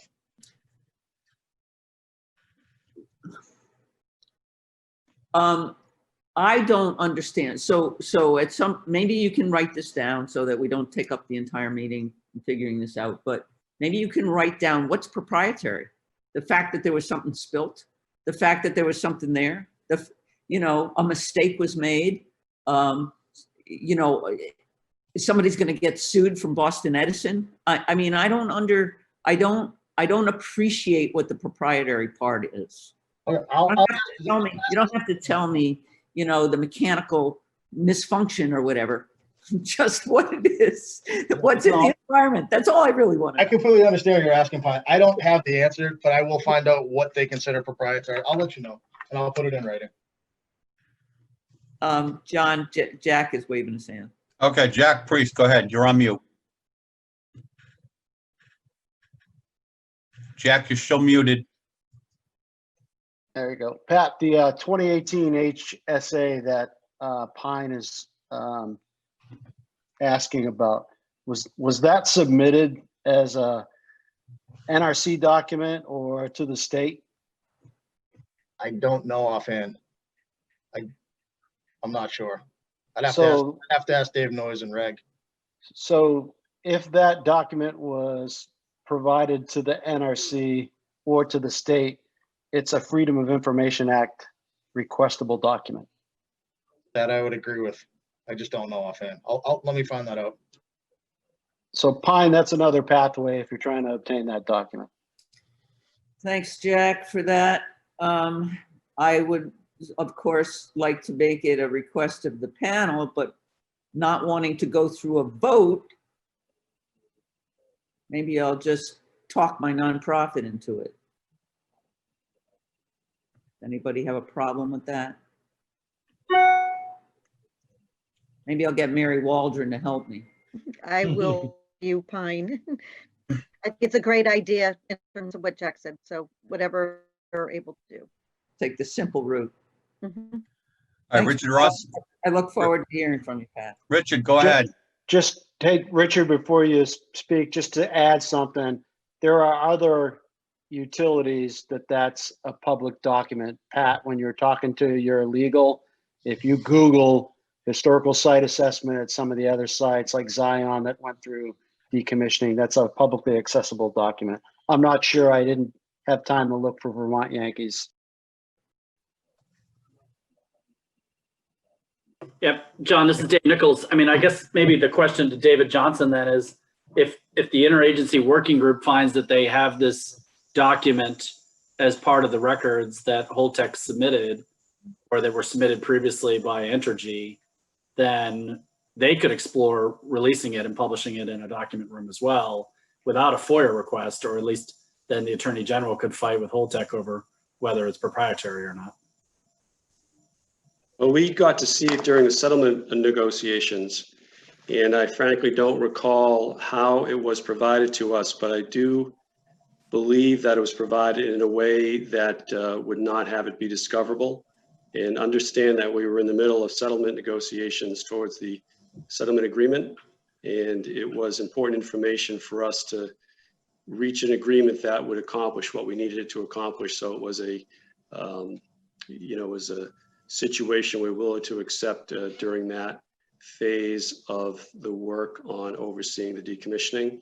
That is my recollection. I don't mind. Dave, you're correct. I think that came to us as confidential as part of the settlement negotiations. But my question is, who did that document?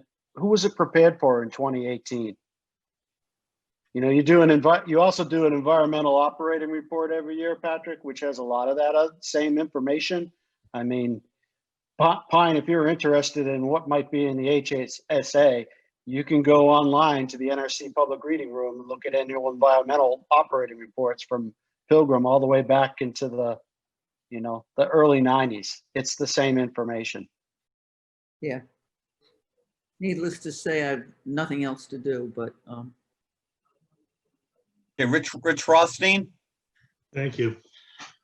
Patrick, a couple days ago, or maybe earlier last week, I think the panel had received a document site assessment plan discussing the environmental testing that was going to be done on site, 140 acres of the plant proper, for both radiological and non-radiological chemical substances. And in the past, I guess I've brought up some questions about what happens regarding potential buried waste to offsite somewhere on the 1,500 acres that Holtec owns. So given you got to start somewhere, certainly the 140 acres, but what are the steps that would be taken to expand upon that on Holtec lands offsite if need be?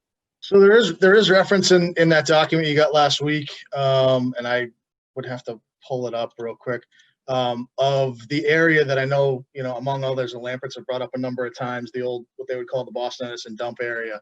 That will be looked at. It's just not part of this initial, but there's language in there. It's one or two sentences at the bottom of one of the paragraphs that talks about the future look over there.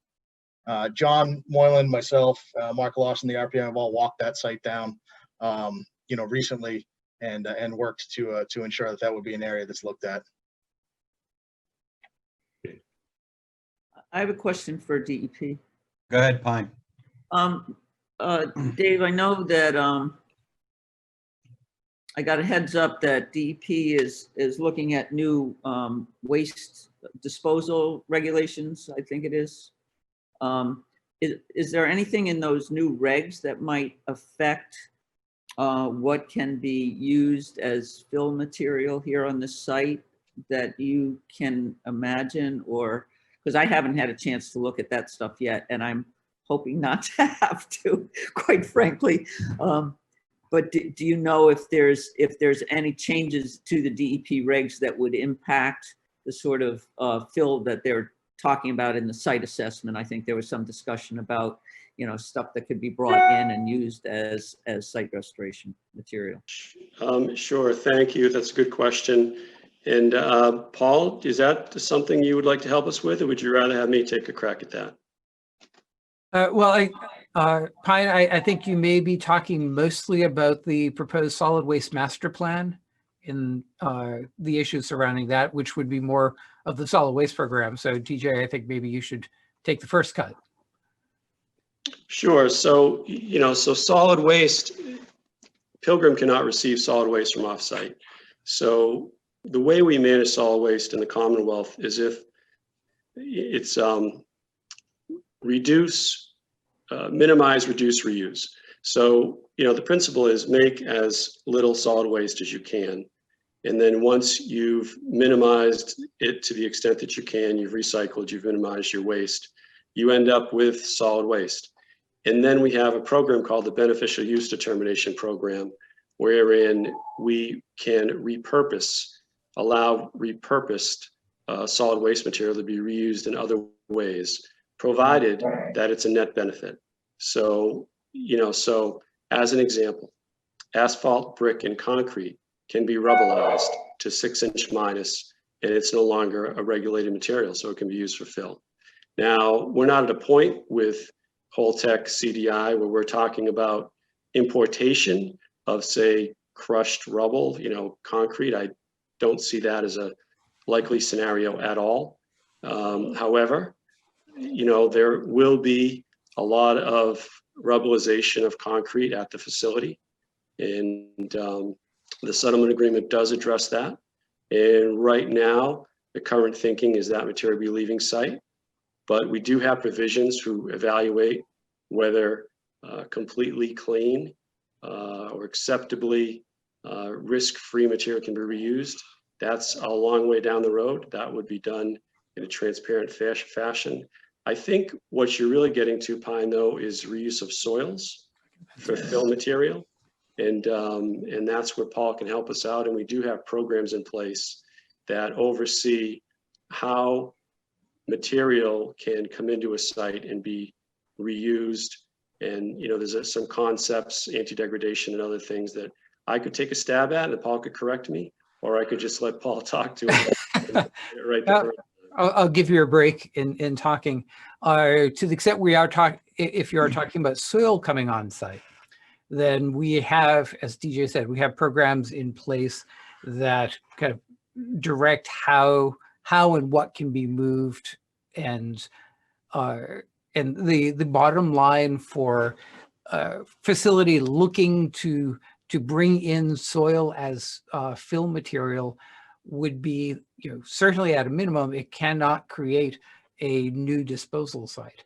So any soil, unless there are other special permits and processes, as DJ talked about, any soil that's coming on site would have to meet our essentially cleanup requirements at a minimum, not create new problems coming in. And for a facility, generally those are soils and soil standards that would apply in a residential setting for unrestricted use. So these are the same rules that we would apply to material coming in using to fill playing fields for a municipal ball field or something like that. We do not encourage, we do not want material coming into a new location and creating new disposal sites or new problems there. Right. Well, that is the reason why I was asking about the change in regs, because it was there's regulatory proposed changes, and I'll take a look at that. But part of my overall concern, and I was talking a little bit before the meeting about this, is that, and it comes up everywhere, but the problem I see here that is unique to this site is the climate change, sea level rise, blend of rising tide with groundwater that I have not seen anywhere that it is being part of the consideration.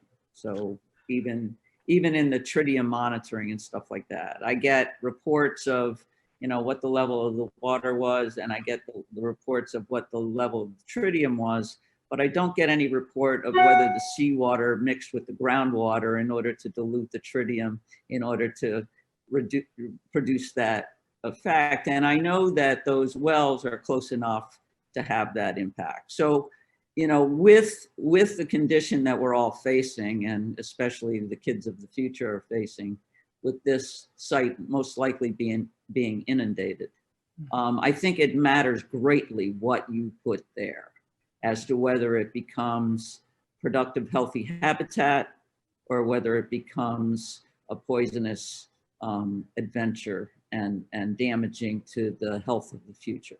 So that's where my concern is coming from. I know we have time to look at it and stuff, but I wanted to get it out there, and especially if there is, I don't know why DEP is changing its current regs, but I see there's a December 1st deadline for public comment. So, I just want to understand that. I did not even look at what is being proposed. I just got an email today about it. Yeah, on the waste site cleanup side, particularly with the soil issue, there are no proposed regulations for modifying how we manage soil.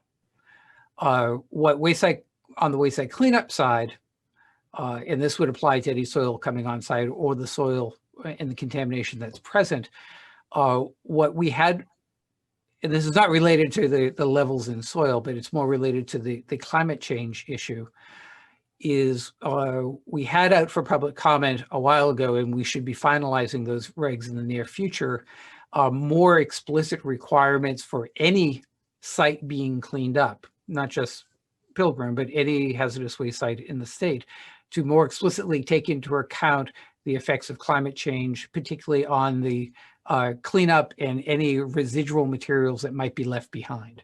So the new regs, to the extent that the waste site cleanup regs are changing in the near future, it is to very more explicitly take that into account. The soil levels and how we manage soil is not changing. I think the December 10th date does go back to the solid waste master plan and that being out for public comment. And that's more on the solid waste side. And as DJ explained, I don't know if it affects kind of the reuse of rubble. I'm not sure that there's anything in there specific to that. Yeah, no, the solid waste master plan is a planning document relative to how we hope to reach our goals of waste minimization, waste recycling, and we used to try to have a balance of not being so heavily reliant on the export of our waste stream, and and sort of looking at waste combustors and trying to calculate in waste generation for our energy generation from waste. So it's something we do frequently, and it's a sort of it's a planning document as much as anything else. It does not get into how we manage some of the beneficial use determinations that I spoke to. And you heard Paul talk about how we manage soils in state, and I just want to add that sort of as belt and suspenders, we did address that in the settlement agreement, and it does require that Holtec CDI adhere strictly to those requirements that Paul was overviewing. Thank you very much. Okay. All right, moving on, because we're up against it time-wise, but Dave, excellent update, and thanks for bringing Paul into the loop, and obviously look forward to seeing more contributions at future meetings from the rest of your group, and they're welcome at any time.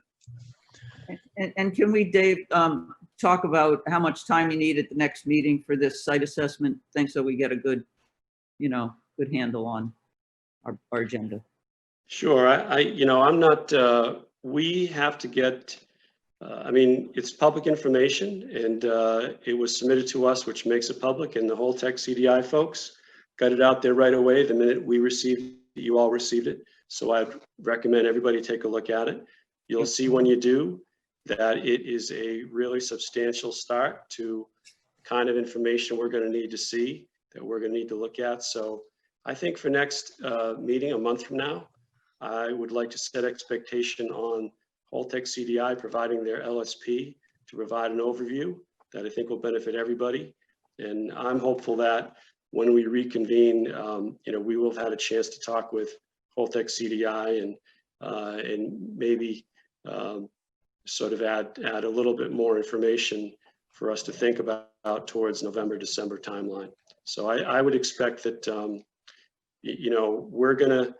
the comments that we're gonna have for all that information will be put in writing, and that's something we'll share with everybody. So, I don't think we're gonna be ready to talk in any level of detail on our thoughts come November, but I do think having the LSP join us is gonna be super informative. Gerard, Martin, and Dave Howland will be joining us as well. So they may talk a little bit like Paul has about some of these bigger picture stuff where they have a lot of expertise, but I don't think we're going to be ready to talk about our comments.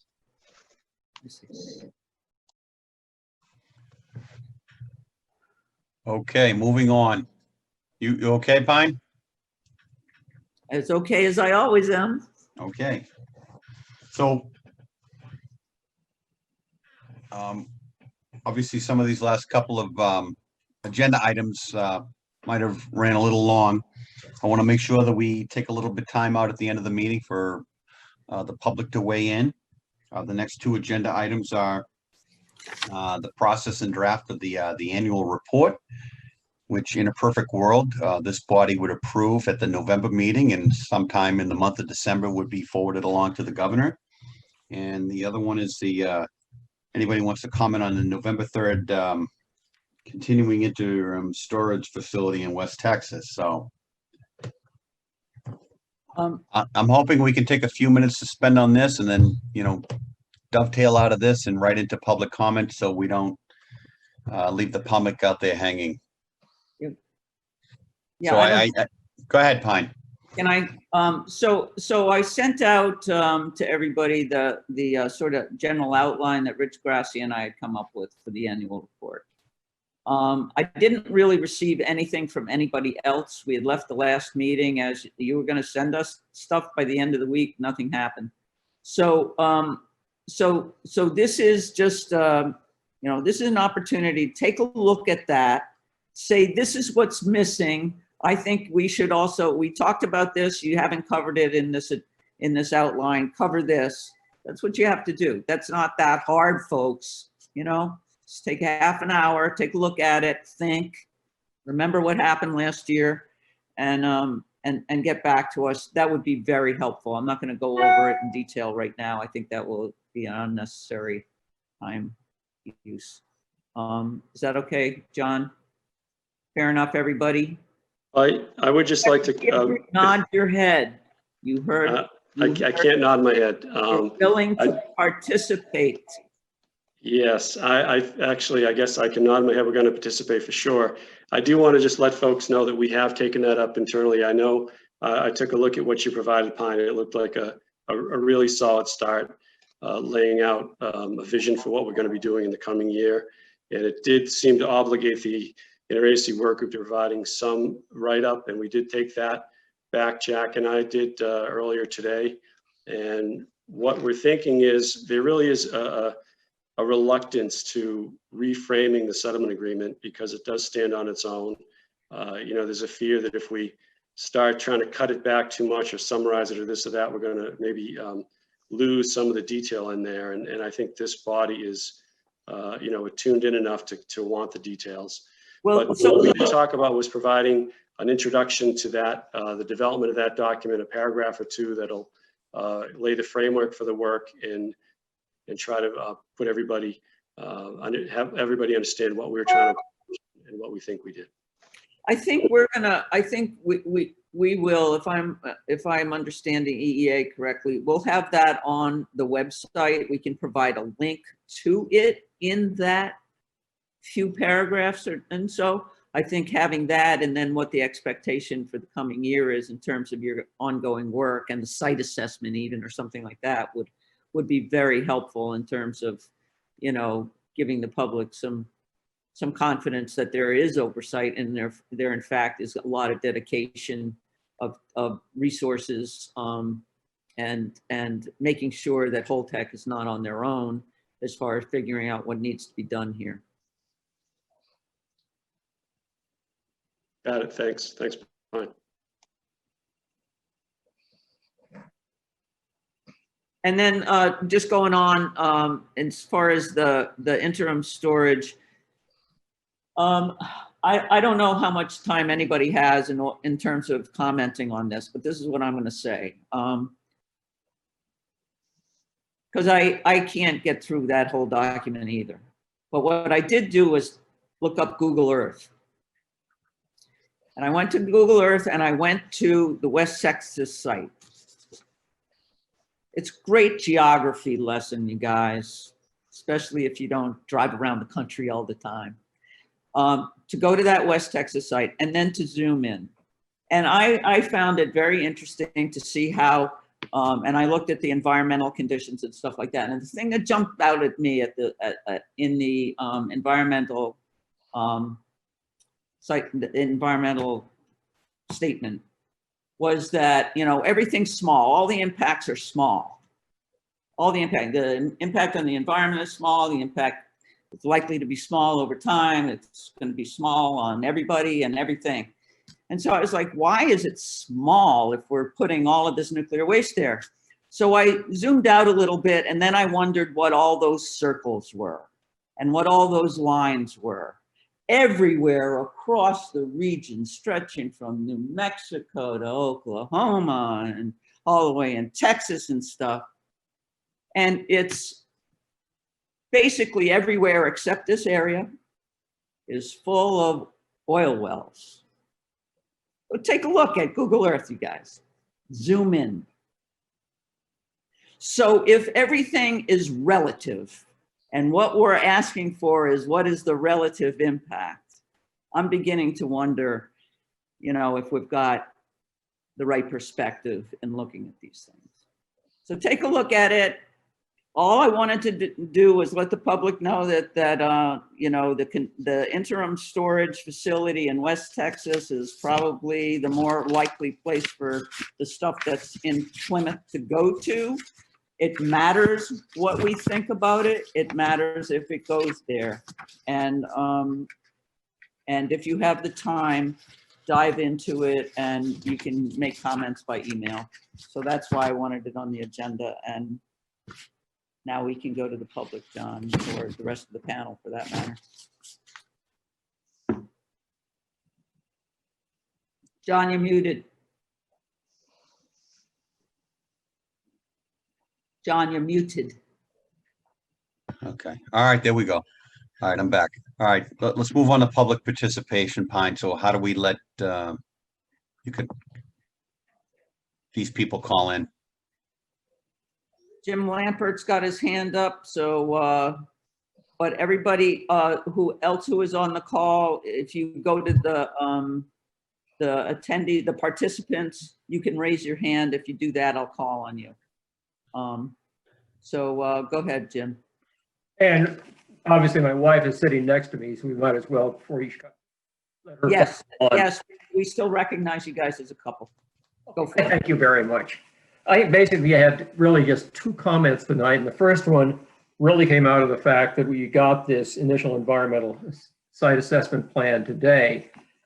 The one thing that struck me about it was that all of, with the exception as Pat referred to, is I'll go to the donut hole, was based on the HSA, which really means it's extraordinarily dependent on what the HSA says.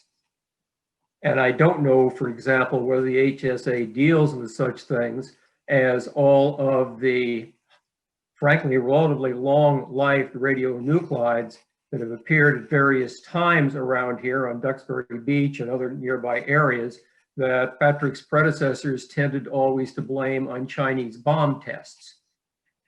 But if they were high-level radionuclides in Duxbury and in parts of Plymouth, I would suggest that at the very least there needs to be some sampling done well beyond the few acres that the plant is located on. Second, Pat, you were referring to a footnote, and I think you were talking to, if I've got it right, on the bottom of page 5 of the assessment work plan. It talks about, quote, in addition to the 6 survey areas, the characterization effort will include an assumed original construction disposal area south of Rocky Hill Road and west of Powder House Road. I don't know whether that is intended to refer to what we've referred to in our petition. If it is, it simply wasn't clear to me.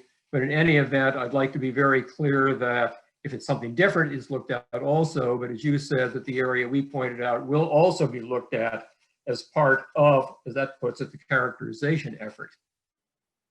To answer you, Jim, that is what it refers to. I actually have original photos from plant construction that shows that area as disturbed during plant construction, so that's why they referred to it as such. Okay, and second, a question for Dave Johnson. You mentioned that your comments, you would get them out, I believe you said, to all those people. Does that mean it'll be a public document? Because obviously, we'll take. Yes. Yeah, I'm sorry, I wasn't clear about that. It would be a public document. Sure. The second thing I wanted to touch base briefly on was this whole question of warranty. We sent to you the warranty that had been made public in St. Onofre. And one thing that I think three things should be noted about that. First, Holtec, when it produced that, said this is not confidential. We didn't talk about business sensitive, which to me encompasses embarrassing, but it's not confidential. And if it's not confidential there, I'm frankly hard put to see why the equivalent or the same information should be confidential here. Secondarily, why is the warranty important? I think the main reason it's important to the members of this panel is you recognize that there are going to be casks of spent fuel on that site as long as anybody on this screen is alive, and well beyond that. If something goes wrong with some of those casks, there is a serious issue. No one disputes that. But what the warranty gives you is probably the most real guess, judgment perhaps, of what Holtec's view is for how long these are safe. And it's certainly not 100 years. It's certainly not 40 years.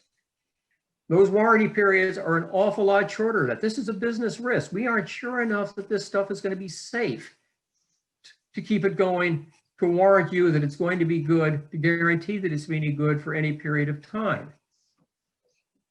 2 years ago, Dr. Anton from Holtec was out speaking to this group, and he referred to the design life of these casks as being 100 years, they'll last 100 years. I'd like to note three things in response to that. First, I pulled up the certificate that the NRC granted when it licensed these. It said the design life is 40 years. Second, Holtec has put out technical bulletins that tell you flat out that we haven't had these casks out very long, and we don't know how long they're going to be good for. Technical bulletin is the one that came out in February of 2013. It's HTB 020. And finally, on exactly the same note, the NRC held its annual assessment meeting at Indian Point about 3 weeks ago.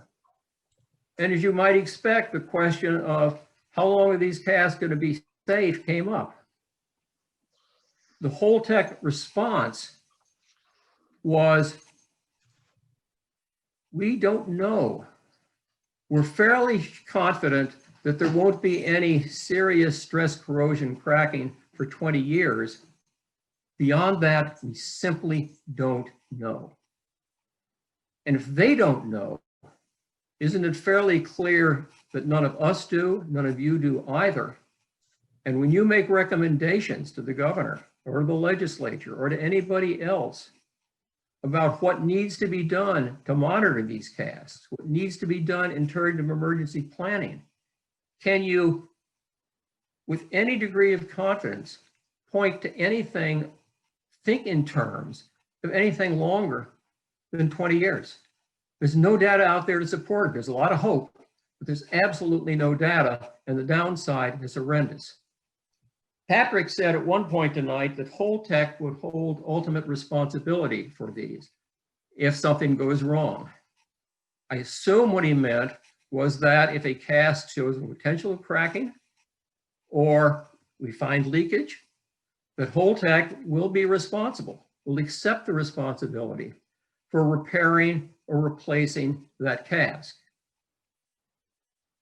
Point one, it's pretty well recognized there's no technology around at the moment to be able to transfer from one cask to another. And second, the term Holtec gets tossed around with a great deal of regularity, failing to recognize that there are a lot of Holtecs out there. What Holtec entity is going to be responsible? And Patrick, this is a question I would like your legal to answer. If something goes wrong any time before that stuff leaves the site, what Holtec entity is going to be responsible? Is it going to be the licensee, Holtec Pilgrim, that frankly won't have the money? There's no money in its PSDR for replacing casks or repairing them, or frankly even looking after them after 2063. It's certainly not going to be Holtec International that has gone to every step possible to isolate itself from any financial responsibility. So who is going to be responsible? Who is going to be technologically able to fix it? Who will be financially responsible for taking care of fixing it? The Commonwealth needs those answers, because without them, we're just hanging out there.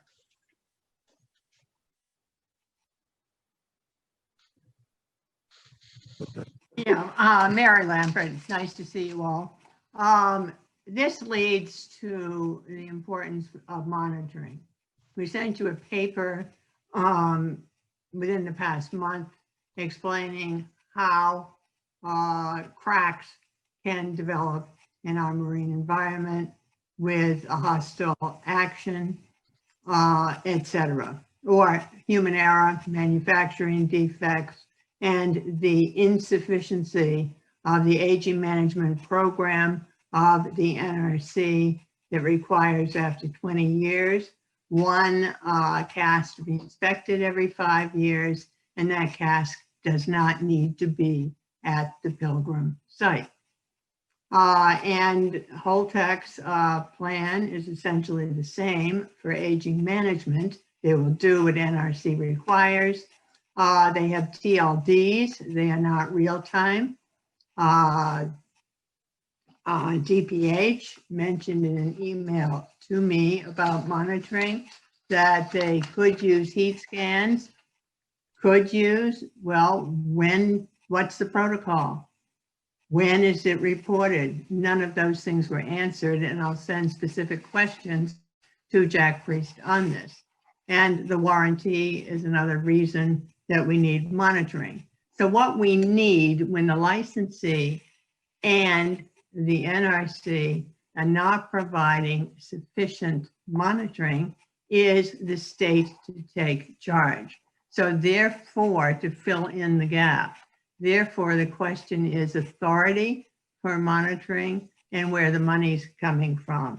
There seemed to have been an initial dispute on the authority that Mass General Laws, Chapter 111, Section K, that deals with monitoring and surveillance, whether that was limited to just reactors that were operating, that we, in other words, would not apply to reactors post-operations. But in careful looking at this, and actually Rich Rothstein came up also with the same idea, that if you look at Section 5K, it's A, the very first section, it says the department, subject to appropriation, shall adopt rules and regulations that monitor the use and release of nuclear materials, source materials, or radioactive materials, whether irradiated or not, as they pertain to the operation of nuclear reactors. It is very clear that the on-site storage of nuclear waste is material created during operations. It is waste that, quote, pertains to the operation of nuclear reactors. Therefore, it seems that that section, that regulation, is directly applicable to monitoring the dry cask storage going forward. We had also suggested if someone can worm out of the direct words of the regulation, alternate draft language for an amendment. So the question then becomes money for DPH to do the monitoring. Section 5K, there can be legislation to provide this money and increase the amount that is already allocated. There have been bills. I think my testimony goes back 2 decades to increase that amount. No, it goes back to 1992. And to the best of my knowledge, I haven't seen Mass Department of Public Health or Secretary of Health and Human Services lobbying for this money. And I think it's important that you do this because of the importance of the job of monitoring these dry casks. Then there is the settlement agreement that provided monies for DPH. But the question is, what is that money going to be used for? Is there an intent to use the money for monitoring the casks? And that money really is a very small amount. It starts out at 522,000 and change. It decreases by 386 and continues to decrease to 100,000 after site closure, but the dry casks are still going to be there. And if the radiological standard that the state has is met, then the money provided is zero. In other words, it seems the assumption was no need to monitor these dry casks that are susceptible to stress corrosion cracking, are aged, and there aren't any guarantees or a history to determine if they're going to leak. And each cask contains half the cesium-137 released at Chernobyl. So this is an important for Sam Phillips for emergency planning.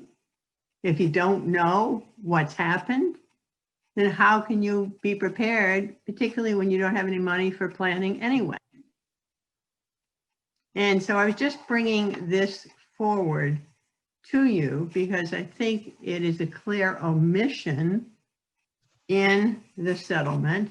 And certainly we appreciate that this group and the Attorney General did all they could do in the settlement because they essentially had no cards to play except to drop the litigation. However, we do have the opportunity with the legislation, Section 5K, which I read to you, that seems directly to apply to the monitoring of spent fuel with no end. And the issue is money, and the department and the state and this group and the public to step up and assure that the state fills in the best it can to supplement what is clearly an inadequate monitoring plan, aging management plan by both the licensee and the requirements of the NRC. So thank you. Thank you. Thank you, Mary. John, we have Diane Turco with her hand up. Okay, go ahead, Diane. Oh, okay. Thank you. Hi, everyone. Hope you're all safe and well. Patrick, I was wondering, have you received the aging management plan from the NRC yet? Not to my knowledge. When do you expect to get that? I don't have that information. I haven't heard anything related to that. I just know it's with them for review. Yeah, I'd like to see that when you get it, please. Also, do you know, I read that, you know, the concrete overpacks around those thin canisters received an ASME exemption for concrete by the NRC. And if something happens to the concrete, the warranty on the canisters is void. I don't know what you're That's very- referencing with ASME. If you want to send me what you got, I I can will take a send you look. that. Yep. Yeah, because Yep. I know for shielding purposes, they're using some thicker concrete on some of the canisters. So yeah, send me what you have and I can look into it. Yes, it's just for shielding. It's not for protection against attack. It's just for shielding. And that's what it says in the Holtec information. And it also says that the warranty on the canister is void if anything happens to that concrete. That's very serious because there's such a conflict of interest here that Holtec is using the decommissioning trust fund for this waste management, and they're buying their own cheap canisters to put the waste in. We're really concerned about that. And we also know too that we would rather prevent a problem than to monitor and keep a watch on it, because those thin canisters can also have hydrogen explosions. They're pressurized vessels, but they don't have any pressure release valves on them. So that's a big issue that we're very concerned about. So, and also too, in New Mexico, where Holtec is planning to build a CIS, but I don't think it will ever go through. The governor's against it, the representatives, the people are against it. And it's a huge, like I said before, a huge environmental justice issue. It's not going to happen. And the NRC has already said they could assume that the waste could remain on site indefinitely. All right, so that's already on the table.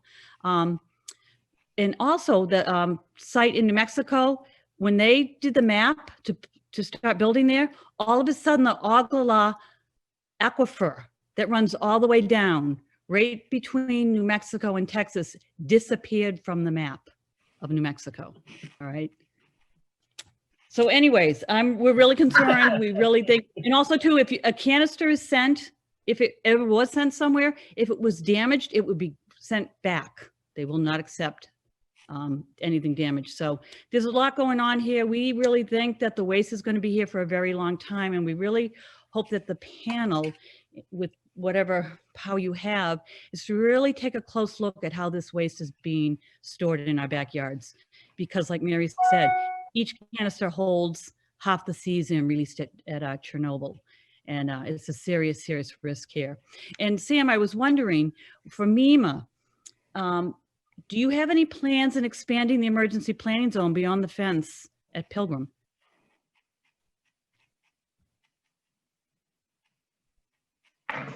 No, that's dictated by the Nuclear Regulatory Commission. So when the EPZ went away with the plant closure, we fall back to our all hazards emergency management plans. That you know is Okay, well, you don't have to do that because the state of Massachusetts has their own nuclear power site area, which is 10 miles beyond what the NRC had. So the state can implement emergency planning. You don't need NRC's permission to do that. As I said, Right. we have an all hazards comprehensive emergency management plan that we use. The 10-mile is the EPZ that you're referring to. Okay, and that was rejected in the past. The all hazards emergency plan was rejected in the past by the state as a response to a radiological accident.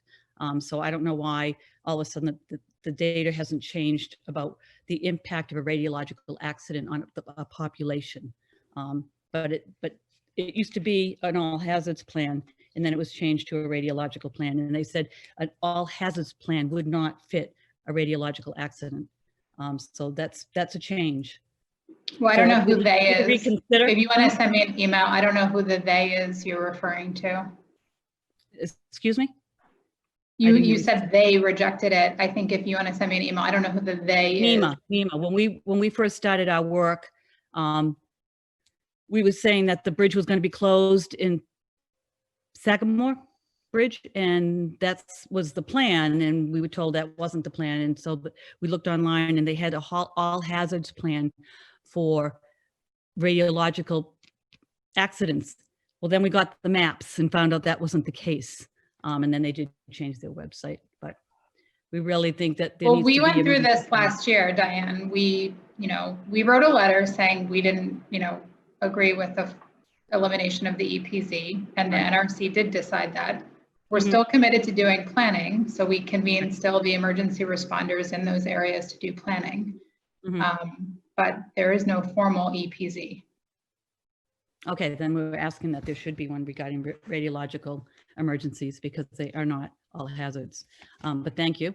And thank you for all your time and your work. So again, we're hoping that the panel will look at this, what's happening with the nuclear waste dump there. It's going to be there for a long time and it's not in safe canisters. All right. Thank you, everyone. You're welcome. Good night, Diane. Good night. Pine, anyone else out there? Jim's got his hand up again. That's it. The other 8 aren't raising their hand. Jim, you got a final contribution? I can't seem to unmute him, so.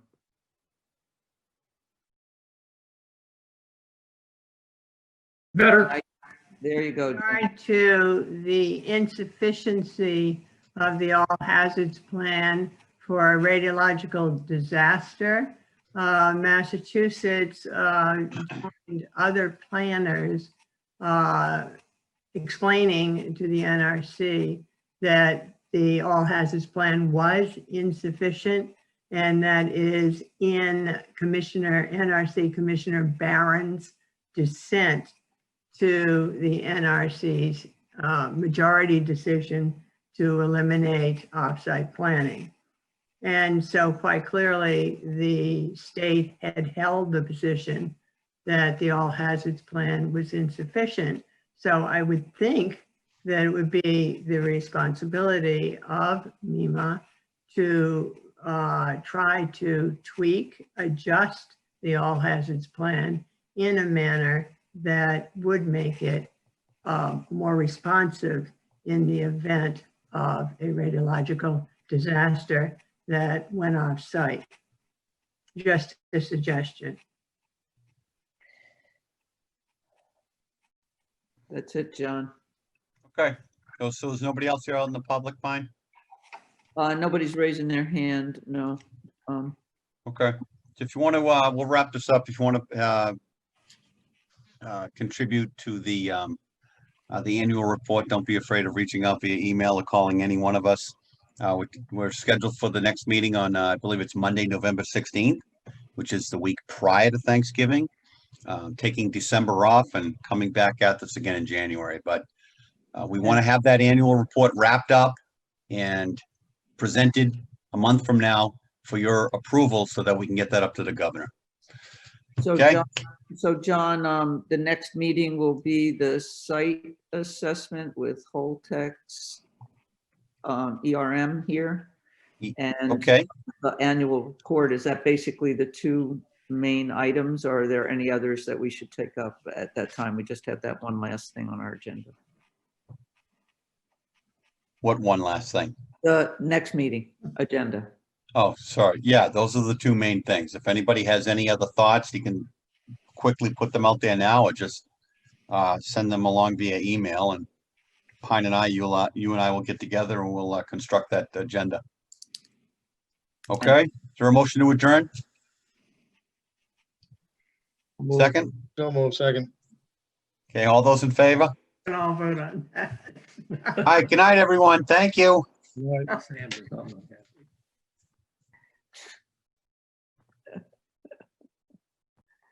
Thank you, PACTV.